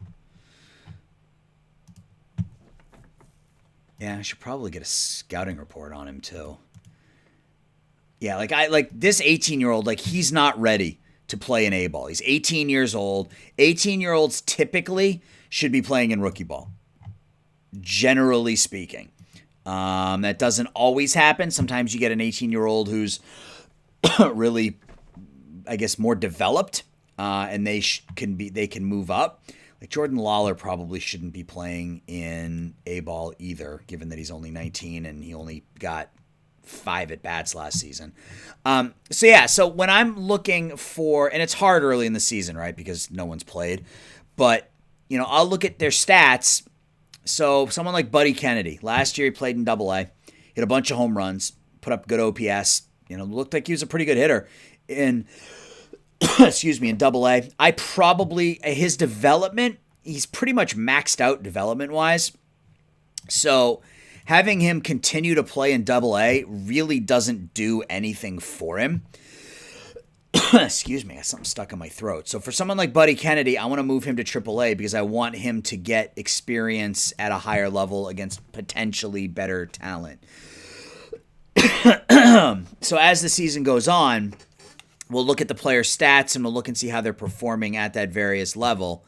And we'll move them up or down accordingly. And again, age has something to do with it. So if I have an 18-year-old that's tearing up rookie ball, I'm probably still going to leave him in rookie ball unless his ratings also go along with it. So if Jordan Lawler starts tearing up rookie ball and his contact and his power move up to 40s, I'll probably bump him at that point. So it really is a combination of their stats, how old they are, and what their overall rating is versus their potential. Because if you move somebody up too early, it's going to stunt their development because they're going to be terrible. Or if you wait too long to set somebody to move somebody up, you can stunt their development because you waited too long. Frankly, that's pretty much how it works. All right, let's finish today. There we go. Sorry about that. You guys don't need to hear me clearing my throat, but there you go. So yeah, we'll sim ahead day by day here, and we'll get as far as we can get. Between now and 9-ish, I guess, is probably when I'll stop. Why does this still have it at 28 players? I do have.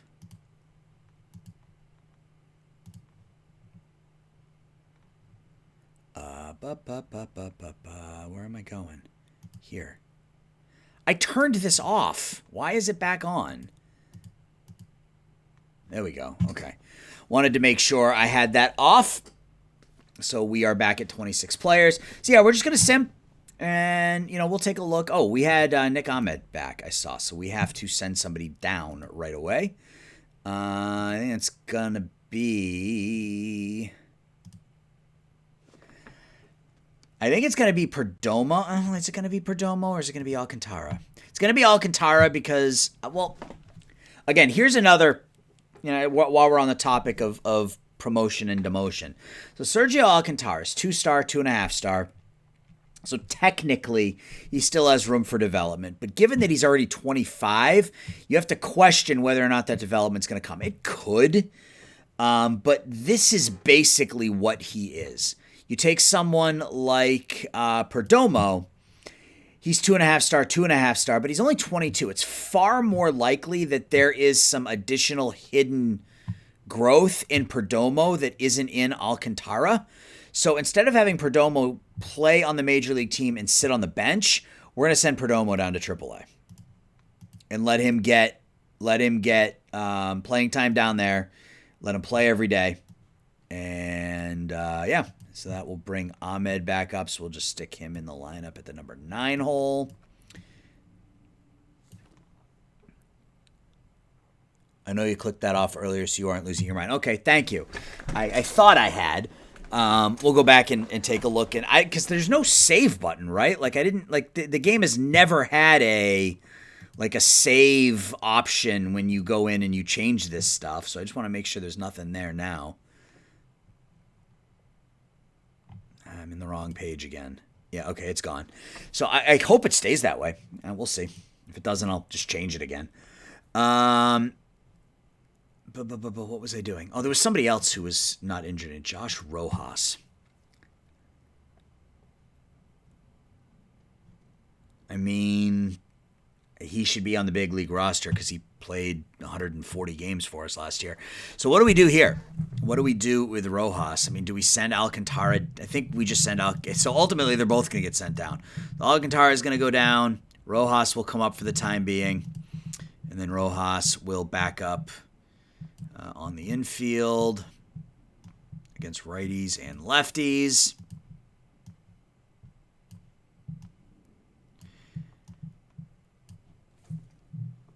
All right, let's get a couple of games in here. There's another loss. So we have someone who is Larizano's got to. And I am going to have the AI set up my minor leagues. It will move everybody except the players who have the little lock there, and that's more for tossing it than anybody else. So when you right click on the player name, you have the ability to either enable or disable AI promotion. And this is what we were talking about. So if this is enabled, the AI will do whatever they want with them. But if it's disabled, when I set up the minor league system, you'll see all these players that have the little lock next and will stay in the league that they're in. So you can see Carroll and Ciccone are still in AA. Kennedy, McCarthy are still in AAA. So there were 37 players on my AAA roster, which was just too many. So, all right, so we lose in extras this time, 8-6. Luke Voigt, 5 RBIs. Alek Thomas got off to a pretty good start, 5 for his first 9. Drew Ellis has 3 more RBIs. Bumgartner's bad. Our pitching staff is so very bad. David Corporeal. David Corporeal. Thank you for the follow. Let's keep going. We got you, Darvish. Hey, an 8-2 win. So we're not going to get swept. Drew Ellis. I think it was Random Task who told me Drew Ellis wasn't ever going to get a hit. Well, through 3 games, he's 8 for 12 with 8 RBIs. So he's getting a hit. He's getting more than a hit.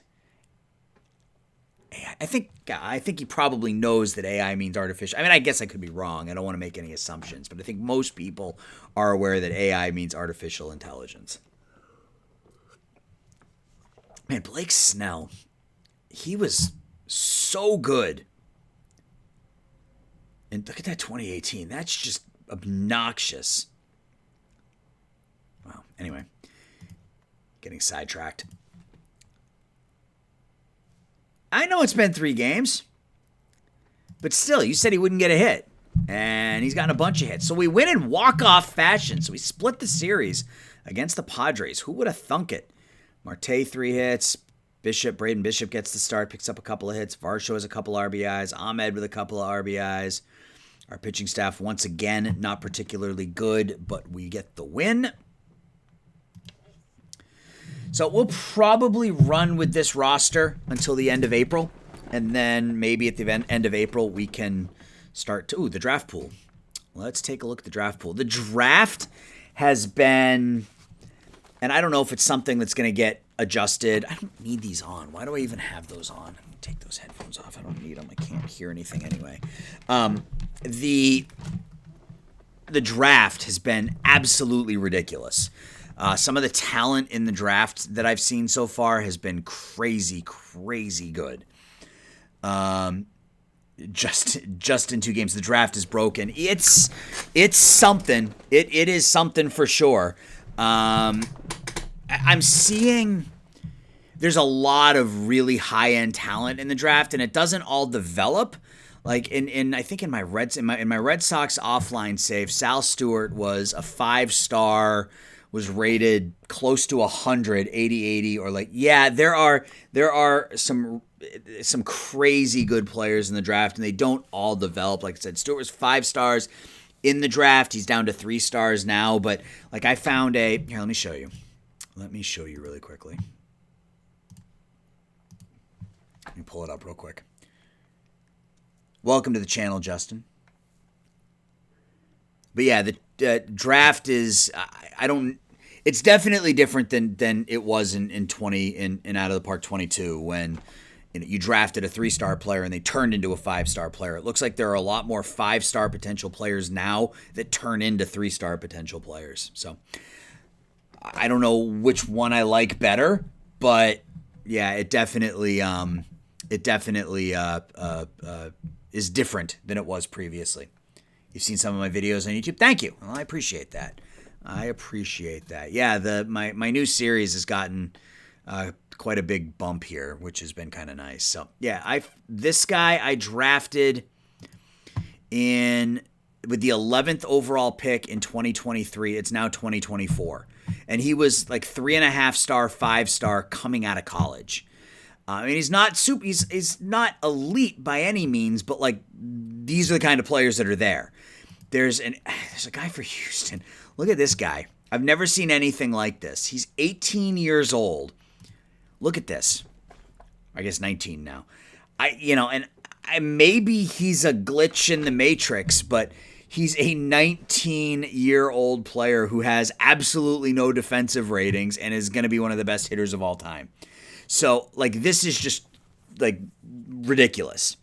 But, again, I don't know if it's a bug or if it's playing as intended, as they say. Might be worth offline looking at their underlying ratings to see if draftees are getting a boost to potential what they actually have. Yeah, I could do that. I actually drafted Josh Agnes, random task, because I wanted him on my team. He's no good, but I drafted him. Josh Agnes, for those of you who have watched the general GM Games channel here before, I drafted Josh Agnes in the 24th round of a Draft to Glory series I did with the Texas Rangers, and he turned into a monster in that playthrough as a 24th round draft pick. Luciano was one, so yeah, I mean, he's 19 years old. He great with the bat, can't hit. So anyway, just thought I would show that off. Yeah, so the draft is a little wonky. But I guess my only fear with the draft, and I've noticed this through a couple of drafts with the Red Sox, is that, and again, it could be a scouting thing, so I don't know. Again, I don't know if it's the game is playing as intended or if it's broken. The game is passing on, The game is passing on some of those 5-star players and going after like 3-star, 3.5-star potential. So there's, like a 4-star starting pitcher in the second round and that sort of thing. So we'll see how it goes. And you know what? I didn't set any of this, and I can't be bothered to do that. So let's come in here and let Mike Hazen hire and fire. Nope, wrong one. Not team personnel, minor league personnel. Ignat 92. You're trying to get into this game from knowing nothing about baseball. You just know the rules. Any tips? One of the cool things about Out of the Park 23 that they have never done before is there's actually a tutorial. So first and foremost, I would go through the tutorial just so you kind of know where everything is located. The game has got so much information. For me, it's muscle memory because I've been playing for so long. But I absolutely would use the tutorial to get a feel for how the game works. From there, I mean, if you know the rules of baseball, then, you build a team kind of in your image. I tend to like high power, high on base guys with, maybe average to below average contact. That tends to be my type. When it comes to pitching, I tend to like high power and high control guys. So it's just building a team around, the type of player you like. Make sure, and I didn't do this, so shame on me. Not that we really have any additional money to spend, but put money into. So we've got a little bit of money in our player development, and I didn't do this before the season started, so shame on me. Put money into your player development and your scouting. Player development is obviously critical because that's going to determine, how well your players develop. When you start off, take maybe not whatever extra money you have lying around in your finances page, but definitely invest money into your player development. I shouldn't have $20 million in my draft budget, but it's just something I'll have to deal with this year. So yeah, I would absolutely take advantage of the tutorial just in terms of how to play the actual game.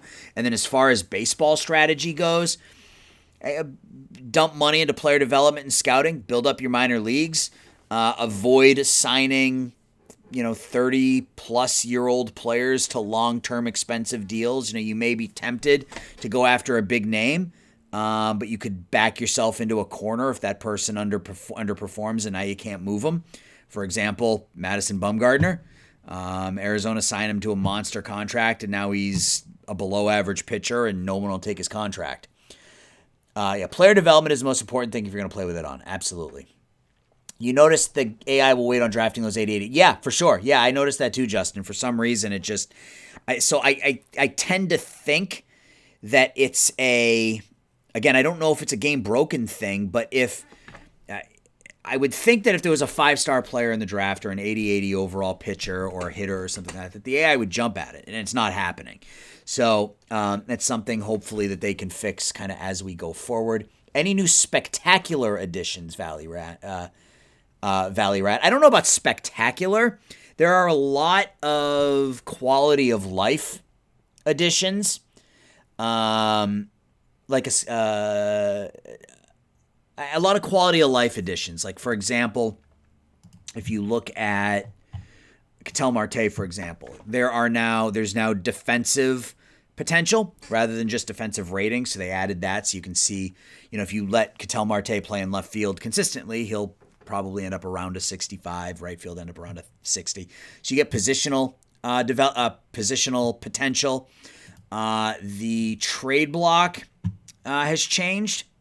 The Shoppa player, I should say. It's not where I wanted to go. The Shoppa player has changed. This looks the same, but you can now shop for multiplayer packages or multi-prospect packages. So I can throw in, who's somebody that would, we'll just shop Ketel Marte. It's probably going to piss him off, but whatever. We can shop Ketel Marte, and the game will give us multiplayer offers. So that's pretty neat. Depending on the level, like I play my trading on hard, so I almost never get multi-prospect packages that are any good. But you can shop for multiple prospects if you're shopping somebody who's really, really good. Yeah, like this isn't particularly good, but you can. That's a cool option that they added. You can access the player strategy page from their page now, rather than having to go into strategy and then player strategy and then click on the play. So you have the ability to get to their strategy right from their homepage, from their page now, which is kind of nice. What am I missing? You can set... Oh, Merrill Kelly's hurt. Wonderful. You can set your lineups, and I never use the daily lineups, but you can set up to 30 days in advance now, which is kind of cool. Jaron, how are you? Or building around course field. Yeah, right. Yeah, Justin. Yeah, we're talking about multiple things, but Justin is right.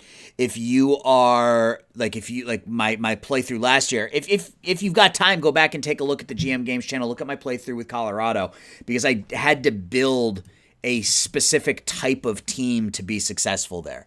You have to. Good night, tossing it. Thanks for the follow. Thanks for jumping in, and we'll talk to you soon. you have to build your team around where you are. So with Colorado, I had to build high movement and control type pitchers. Rangers, right? They lowered the value of the catcher rating, so it's not quite as OP as it used to be. Increased it for shortstops. So yeah, there are a lot of quality of life. Not a lot of core changes to the game, but a lot of stuff that just makes it a little bit more fun, I guess. So we were looking at the draft log, and then I got on a tangent, or not the draft log. We were looking at the draft pool. Wow, we're picking second. Who does it think we're going to take? It thinks we're going to take Justin Crawford. I can assure you we're not going to take Justin Crawford. Well,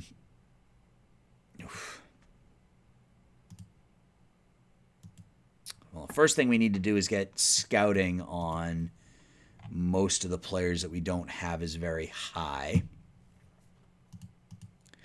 Wilburn. That's a name. That is a name. I guess it'll probably do this on its own, but yeah, the quality of life stuff is really cool. It's minor things. And somebody made a comment on one of my videos. It was I think it was my first Oakland A's video, where he said it was exactly the same game. And I said, it's not. I mean, there are quality of life changes to the game, but ultimately this is the 23rd version of this game. And it's baseball. So how much can they change about the actual game? All they can do is tweak the AI. They can try to make the code so that the game is a little more realistic, and they can add quality of life things. I mean, that's how you make the game better at this point. Yes, I am a Pats fan, and yes, the draft is coming, and I probably won't watch it. I probably will just wait until the Patriots are drafting, and then watch their pick, and that'll be it. So, all right, let's keep going. Blurns ball? I don't know what that is. 5 to 6 months for Merrill Kelly. Let's go. The injuries are starting early. What's Blurns ball? Not Blake Workman. Do we call up Uceta? Sure. He's 24. He's not probably. We're going to put Caleb Smith in the rotation. We'll make him the long reliever and emergency starting pitcher. We won again from Futurama. Oh. I have watched a handful of Futurama. I saw one.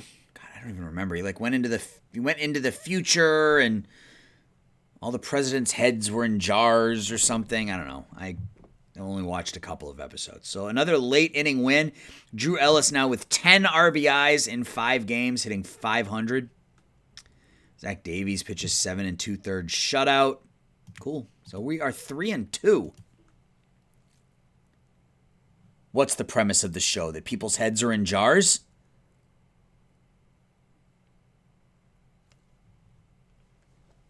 Oh, we win again. Offense is cooking. Drew Ellis, he has 15 runs knocked in 6 games. That's a good start. Well, yeah, I mean, I got from the title of the show that he was in the future, but my point was that he was further in the future. Like further in the future than the show was actually set. People from the past having heads in jars is a major part of the show. Okay. I mean, it's a thing. So Drew Ellis, 15 RBIs in 6 games. That works for me. Melanson gets the win. Beer homers, Marte homers. Cool. Minor gag. The last cartoon I watched with any real consistency was South Park, and I stopped watching South Park, I don't know, 7 or 8 years ago. Makes it relatable. All right, 4-2. So good start as we took a couple games from Houston, and now we're playing at New York.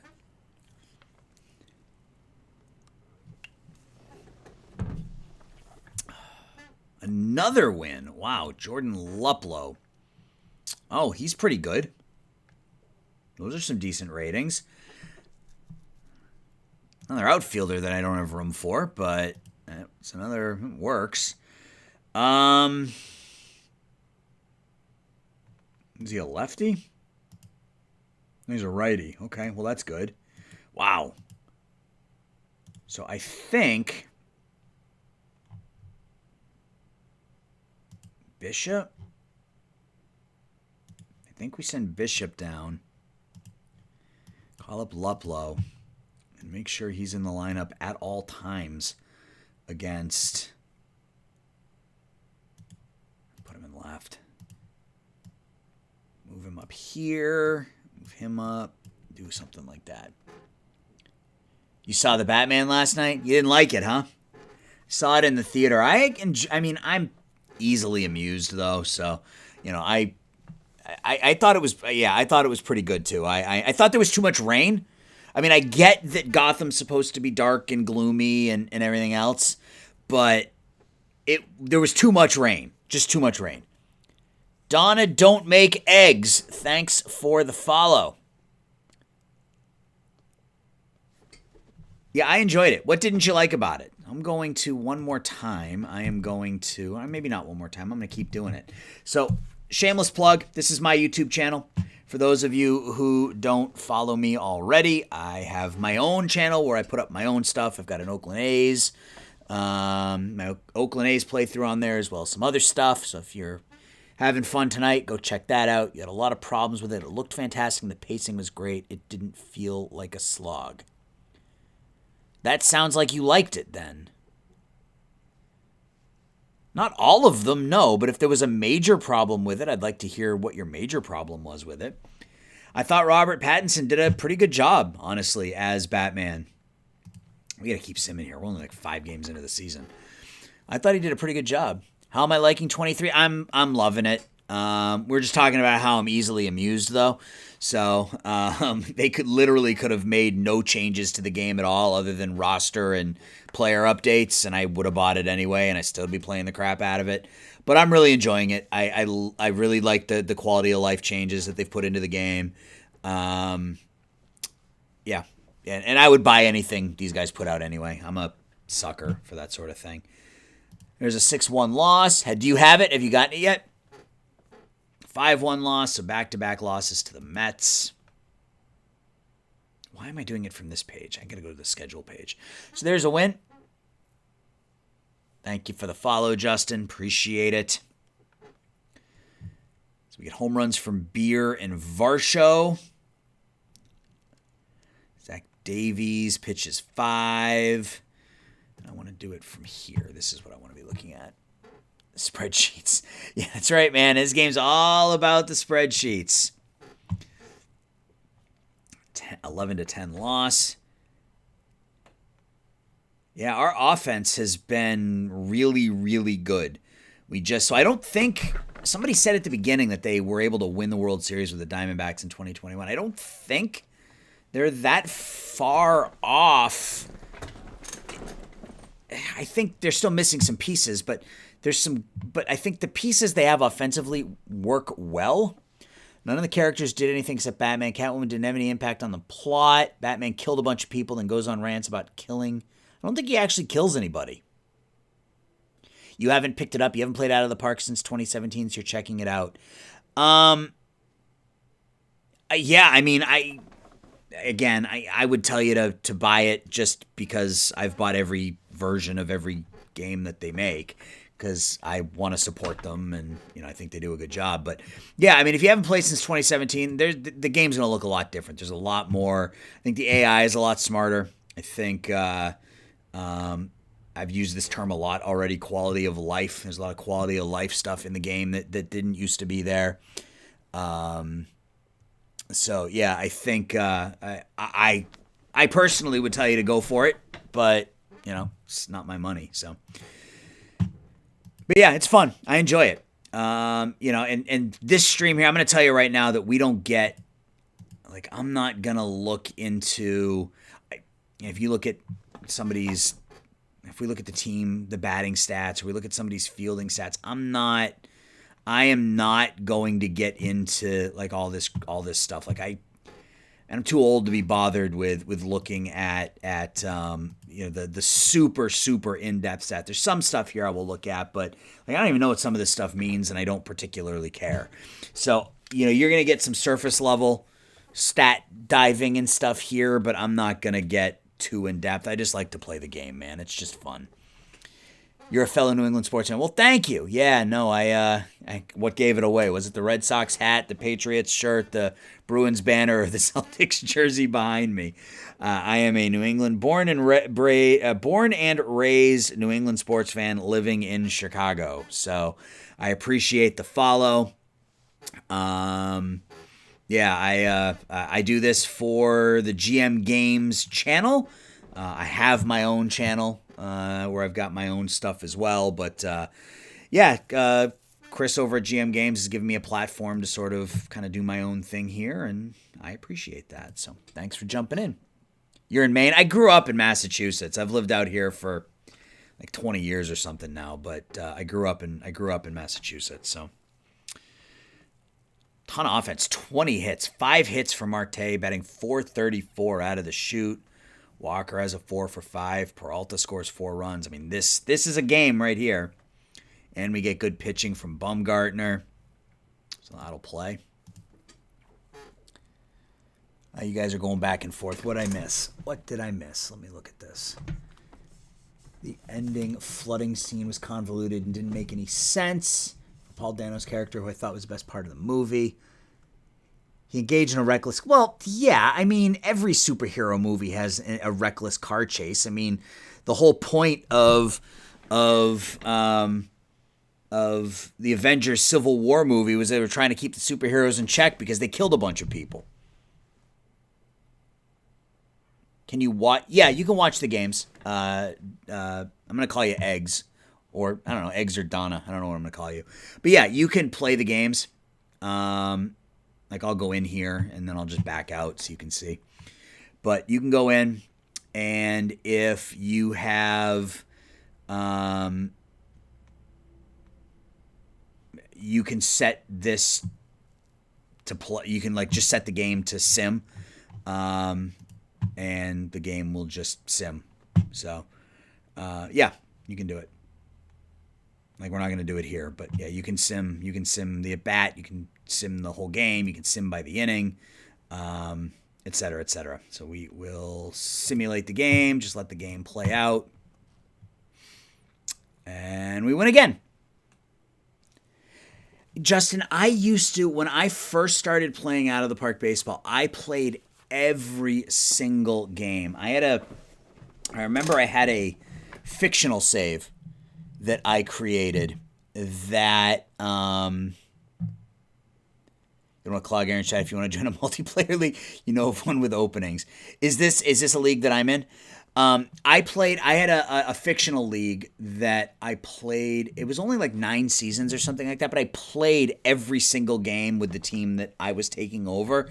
So you play 9 seasons of, 162 games with one team, and you get really invested in the players. Like, I still remember the names of some of those players, and this was going back to, like, I don't know, Out of the Park 12 or 13 or something like that. We win again. Smith gets the start, goes 5. Yeah, I've been hooked on the online leagues too. I'm in 3 right now. 2 of them I'm in with random task, and then I'm in a 3rd one that somebody recruited me to. All right, let's keep going. Let's get to the end of April, and then we'll pause and we'll look at, again, because if we continue to win, I may not necessarily want to move all of our veterans. I mean, if I can find anybody to take Bumgarner, I'm going to do it because I'd be silly not to. But if we keep winning, there's no reason to break up the team. We may need to flip the order around here a little bit as Seth Beer is not hitting. So let's take a look at that real quick. So I guess we'll do it like this. So against righties, and this is where I'm not going to dive super deep. Do they show the animations? Yeah, they're lifelike-ish. I mean, you got to remember that this game is more about the the behind the scenes spreadsheet type stuff than it is the player graphics. So they're not as good as what you're going to get from, MLB The Show or, or something like that. But yeah, they have 3D graphics that are, they've got all. No, you're good, man. You ask as many questions as you want. I don't. It's just, whether I play 50 games or 30 in this episode, I don't care. They have all the ballparks, which is kind of nice. But yeah, it's okay. It's not great, and sometimes the AI is, or at least the graphical version of the AI doesn't always match up with what's going on in the game, so it's not perfect. But it's fine for what it is, I guess is probably the best way I can explain it. All right. So Luplow hasn't played against righties yet. We got to get him out there. I got to get him out there. His bat's too good, man. That bat is too good.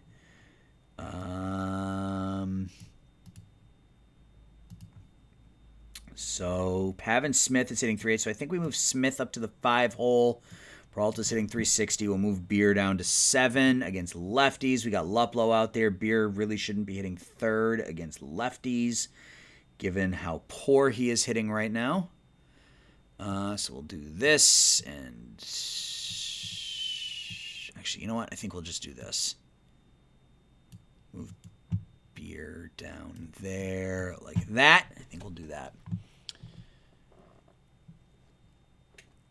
You're just restarting a Rocky save. Yeah, I mean, if you get really invested when you're making the decisions every day for every one of your players, you get really invested in what those players do and how they perform and that sort of thing. So, and especially when it's a fictional league, right? Because with fictional leagues, you don't have those preconceived notions. You don't have your favorite players. You don't have, your least favorite players, things like that. With a fictional league, that develops as you play. And when you play every game, it develops really quickly. Wow, so we've won 4 in a row, 5 out of 6. Offense is continuing to cruise.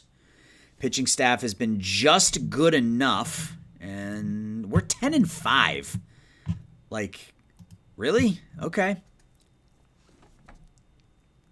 Another win. I think we have the best offense in the National League right now. Look at Drew Ellis. 5 home runs, 23 RBIs in 16 games. I mean, there's no way that he's going to be able to maintain this. But, I mean, that's something, batting out of the 8th spot. Thomas scores a couple of runs. Luplow scores a couple of runs. Varsho scores a couple of runs. Gallen gives up. Oh, my God, he's been bad. Okay. Wow, he's been bad. Okay, we'll take a look at the end of the month and see if there's anything we can do about that. I got the Dodgers. I think we're going to have a reality check here. These 3 games at home against LA. We will see, though. Another win. 12-5 are the DBacks here through 17 games. Thomas and Marte each with 3 hits. Marte drives in 3. Kelly drives in a couple. Luplow hits a home run. Bumgartner gets the win, and he's pitching relatively well. I mean, I would hate to trade him if he's our best starter. So, yeah, I mean, we'll see. But, I mean, he's on pace to pitch 213 innings with a .2 WAR and a 107 ERA. So something tells me it's not going to last, but we will see. Trade for Kershaw. Joe Mantiply is out for 4 to 5 weeks. I do not want to trade for Clayton Kershaw. Who do we call up?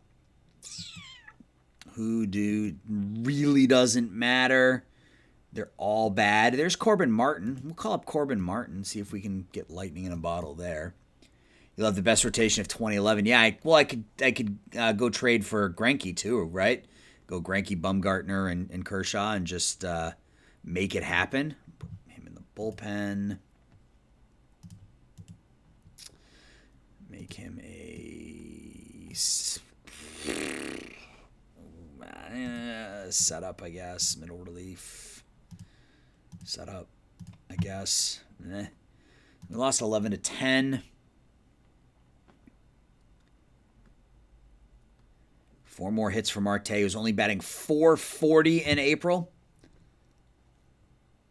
That was the bullpen. Smith pitched pretty well. 1 run in 5 1/3 innings, and the bullpen gave it up. Yeah, and give Verlander, too. He's out there. Yep. All right, so final game of the series against the Dodgers. Can we win 2 out of 3 against L.A.? Nope. We lose 5-1. 3 games at St. Louis now. Then we'll pause and we'll look at stats. Right, I already have Ian Kennedy. Didn't he win like 17 games one year or something like that? He was good for, I don't know, a year or two, wasn't he? I don't know. Anyway, we win this one 5-2. Gallen finally pitches somewhat decently. Varsho hits a couple of home runs, drives in all 5 runs. And we are at the final day of April. And we win again. So we finish April 14-8. I certainly would not have thought that would have been possible. Christian Walker drove in 20 runs. Guess that's what happens when you have someone hitting .440 ahead of you.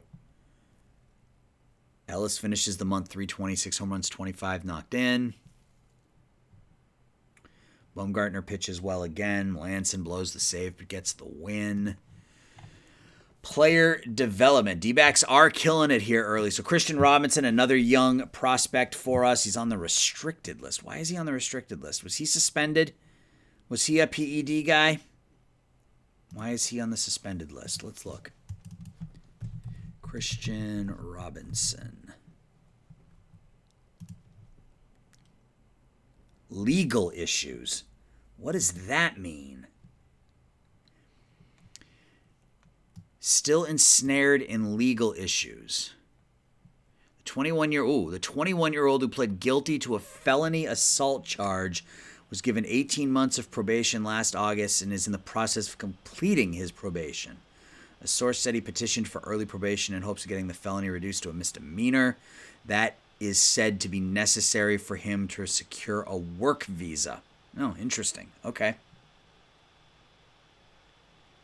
That is right, Kodiak. We're going to take a look at the stats. We're going to see if maybe there are some trade options, and we're probably going to call it an episode here. Yeah, I'm reading that online. I'm reading it on CBSSports.com. Without that work visa, Robinson is unable to participate in games in which there is a charge for attendance. The Diamondbacks are uncertain how this will play out for the prospect. He can continue to participate in extended spring training, but he is not sure what will happen if there's no resolution. Well, so this is a couple weeks old, but yeah, so he can't play in a game where there is, let's see if we can find an updated. Yeah, that's the most recent thing I can find. Yeah, I was reading it online. I was pulling it up online. Fool's gold. I don't know if it's fool's gold. I mean, I think offensively we have the talent to compete. So we might be able to use some of these middling players like a Jake McCarthy, who would be like 5th on our outfield depth chart right now. We might be able to use someone like him to improve the pitching staff. The Pittsburgh shortstop who killed a guy. What Pittsburgh shortstop killed a guy? I don't know what you're talking about. Any interesting development?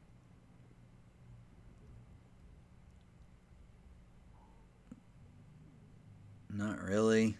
All right. Oh, I got to turn this on. All right, so stats. Let's look at our pitching staff first, because that's really bad.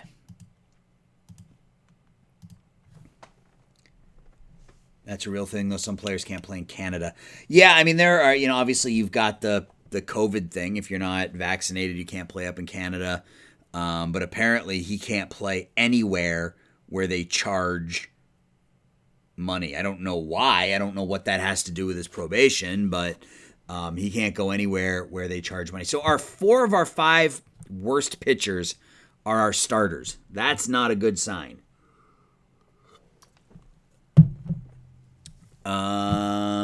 Yeah, our pitching staff has been really terrible.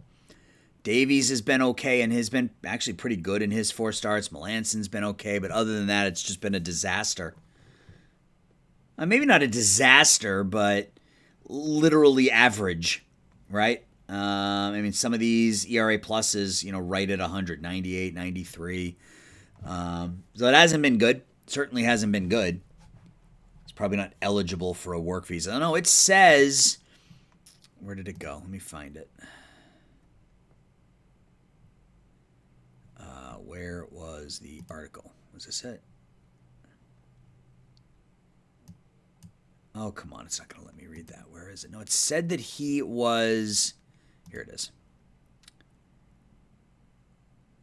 He has to complete his probation in order for him to be necessary to, in order for him to secure a work visa. So he has to finish his probation before he can get a work visa. Yeah, he's not eligible. Yep. All right. So pitching has been terrible. I mean, we need to rebuild this pitching staff really 1 through 13. So that is what we're going to look at. And we may look at it here and see, again, even if we can make a marginal move to make our bullpen or our rotation better, I think that's something we have to do. Offensively has been a different story. Seth Beer's been bad, but otherwise, I mean, Alek Thomas has been just okay. But again, as a young player, I want to just he's ready for the majors. We'll just give him time to go. But Ketel Marte has already been worth 1.5 WAR in 20 games, hitting. It's crazy good. Some of these are obviously unsustainable BABIPs with Marte and Ellis and Peralta specifically. But on the other side, Dalton Varsho is only got a 182 BABIP. So you have to think that some of these will even out. You were wrong. The Pittsburgh shortstop didn't kill anyone. I don't know who you're talking about. So offensively, we've been really good. I think do we have the best offense in the National League? Yeah, most runs scored, first or second in pretty much everything, 5th in home runs, and then our pitching staff. It's weird. Like, our pitching staff hasn't been good, but our bullpen's been middle of the pack. It's been our starters. So I don't think there's going to be anybody on the trade block this early that I really want to take a shot at. Yeah, there's literally nobody there. But if we go in here, and we go into our minor leagues, and we look at someone like... maybe a Buddy Kennedy, because he really doesn't have a position. He's a number 70 prospect in baseball, but where would we play this guy? Like, he's not going to play any of the outfield positions because he's terrible. Jung Ho Kang. Oh, he does? He has a DUI and a hit and run? I didn't know that. O'Neal Cruz was in a car accident. Yeah, nothing about Cabrian Hayes. I haven't heard anything like that about him. I didn't realize that. Was Kang in a DUI here? Was it after he signed with Pittsburgh, or was it back in Korea? I never knew anything about that. So maybe Buddy Kennedy is somebody that we look to move. He's listed as the number 70 prospect, but I don't see it. Like, where would we play him? So maybe this is the kind of person we move. So let's see. Let's offer him around. Let's just do multiplayer. Let's go prospect and then... Okay. So there are teams that are willing to give us multiple players. Like Cubs would give us Ben Leeper. They want us to throw in Joe Mantiply. It's not a lot of... It's a lot of garbage. A lot of garbage. Which is what I'm seeing playing with trading on the level that it's at. It's almost impossible to find a multi-prospect deal. Kang had a DUI hit and run in Korea during his time in Pittsburgh. Oh, I didn't know that. I did not know that. Matt Cronin, Francisco Perez, and Brady Lindsley for Kennedy. You think we'd regret it? I tend to agree. And a problem is scouting is still low on everything. So who the hell knows what we're actually getting?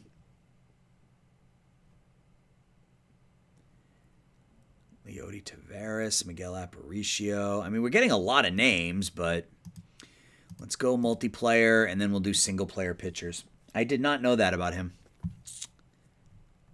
All right, well, that's not helping. So let's go to single player. Let's remove veterans. Part of this is going to be the money thing. We don't have any money. So it's going to offer us players that are making the minimum. Oh, I wanted to do this. Oops.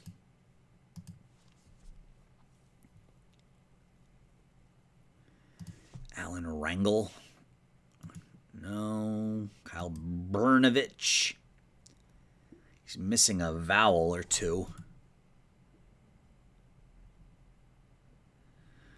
Feltner with the Rockies, 50-50-45. Yeah, there's no real development room with any of these players, unfortunately. Brett Kona, ugh.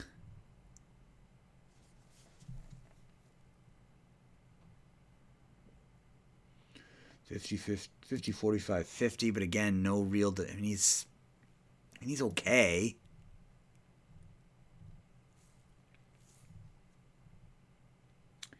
Ethan Linlow.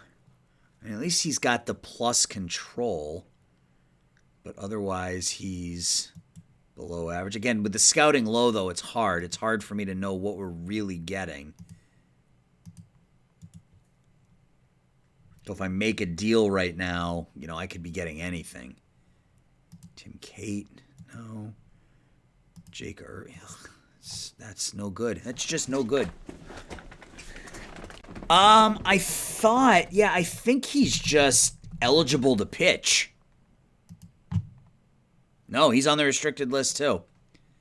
Because I think initially his Trevor Bauer restricted list. I wanted to say the 26th. Oh, it was just.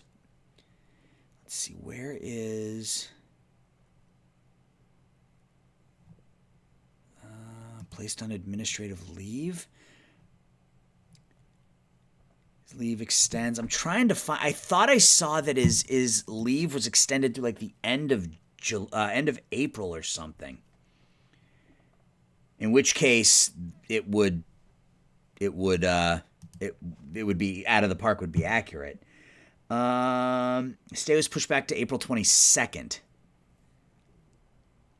But it's now April 24th, and we don't know anything. Yeah, so he is still on the restricted list in the game. So they did something.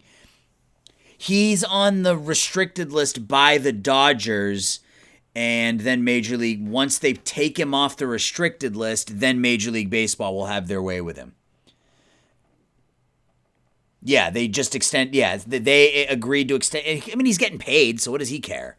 So it's paid leave, and then when he is brought back, then Major League Baseball will dish out any punishment that they want to dish out at that point.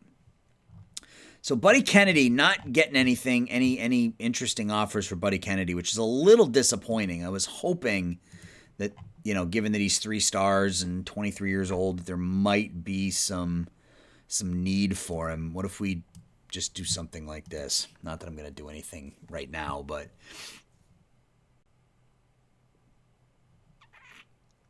yeah, and I mean, I'm even just a marginal upgrade is something that I would be willing to do. So the Indians have some interest. Riley Thompson, didn't he just pitch? Didn't he pitch like 4 straight multi-inning shutout games for the Cubs this year? Or am I thinking of somebody else? Savali's not bad, but again, no room for. I mean, he would immediately be one of our best starters, even though he's not particularly good. Henkes. He's okay. He's okay. I mean, if these are actual real ratings, he's okay. Every 7 days. What every 7 days? They agree to extend the leave every 7 days? Is that what you're talking about? Peter Lambert.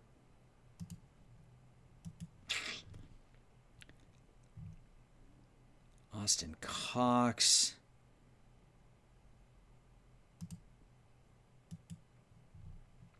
I'm not seeing anything super interesting.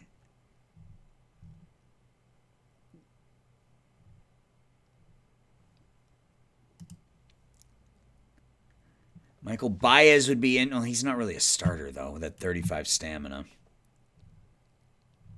Yeah, there's not. Kobe Ired. Just so bad, man. What if we just look at prospects? Well, back on 421 was extended to 429. Okay. Well, that makes sense. That makes sense then. So, yeah, so Out of the Park has it right because we're at May 1st and he's still out for another week. So, I mean, you have to think that at some point they're going to lift the restriction, and then Major League Baseball will probably say that he paid his debt or whatever, and that'll be it. So Nick Mikolajak. I mean, he would immediately be one of our best pitchers. I don't know that I want to trade both players for him, though. I mean, at least we're getting some players who have some growth opportunities still.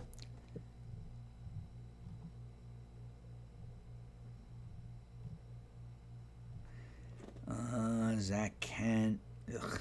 Yeah, again, the problem is that because scouting is still low, I mean, I might see if...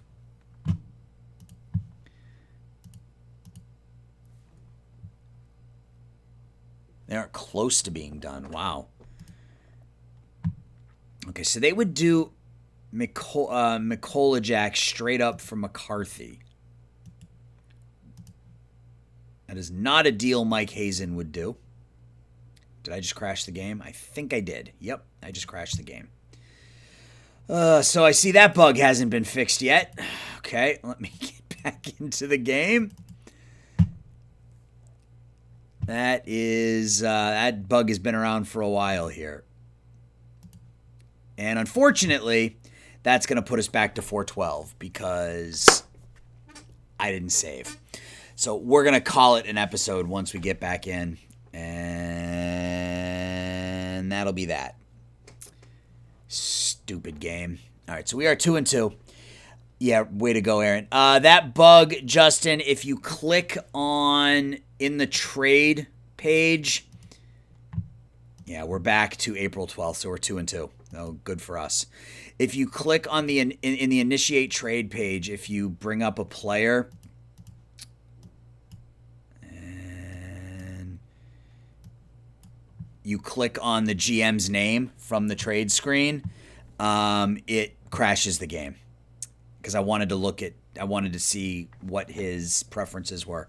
So I clicked on his name and it crashed the game. So we are back on April 12th. So I'm gonna sim ahead.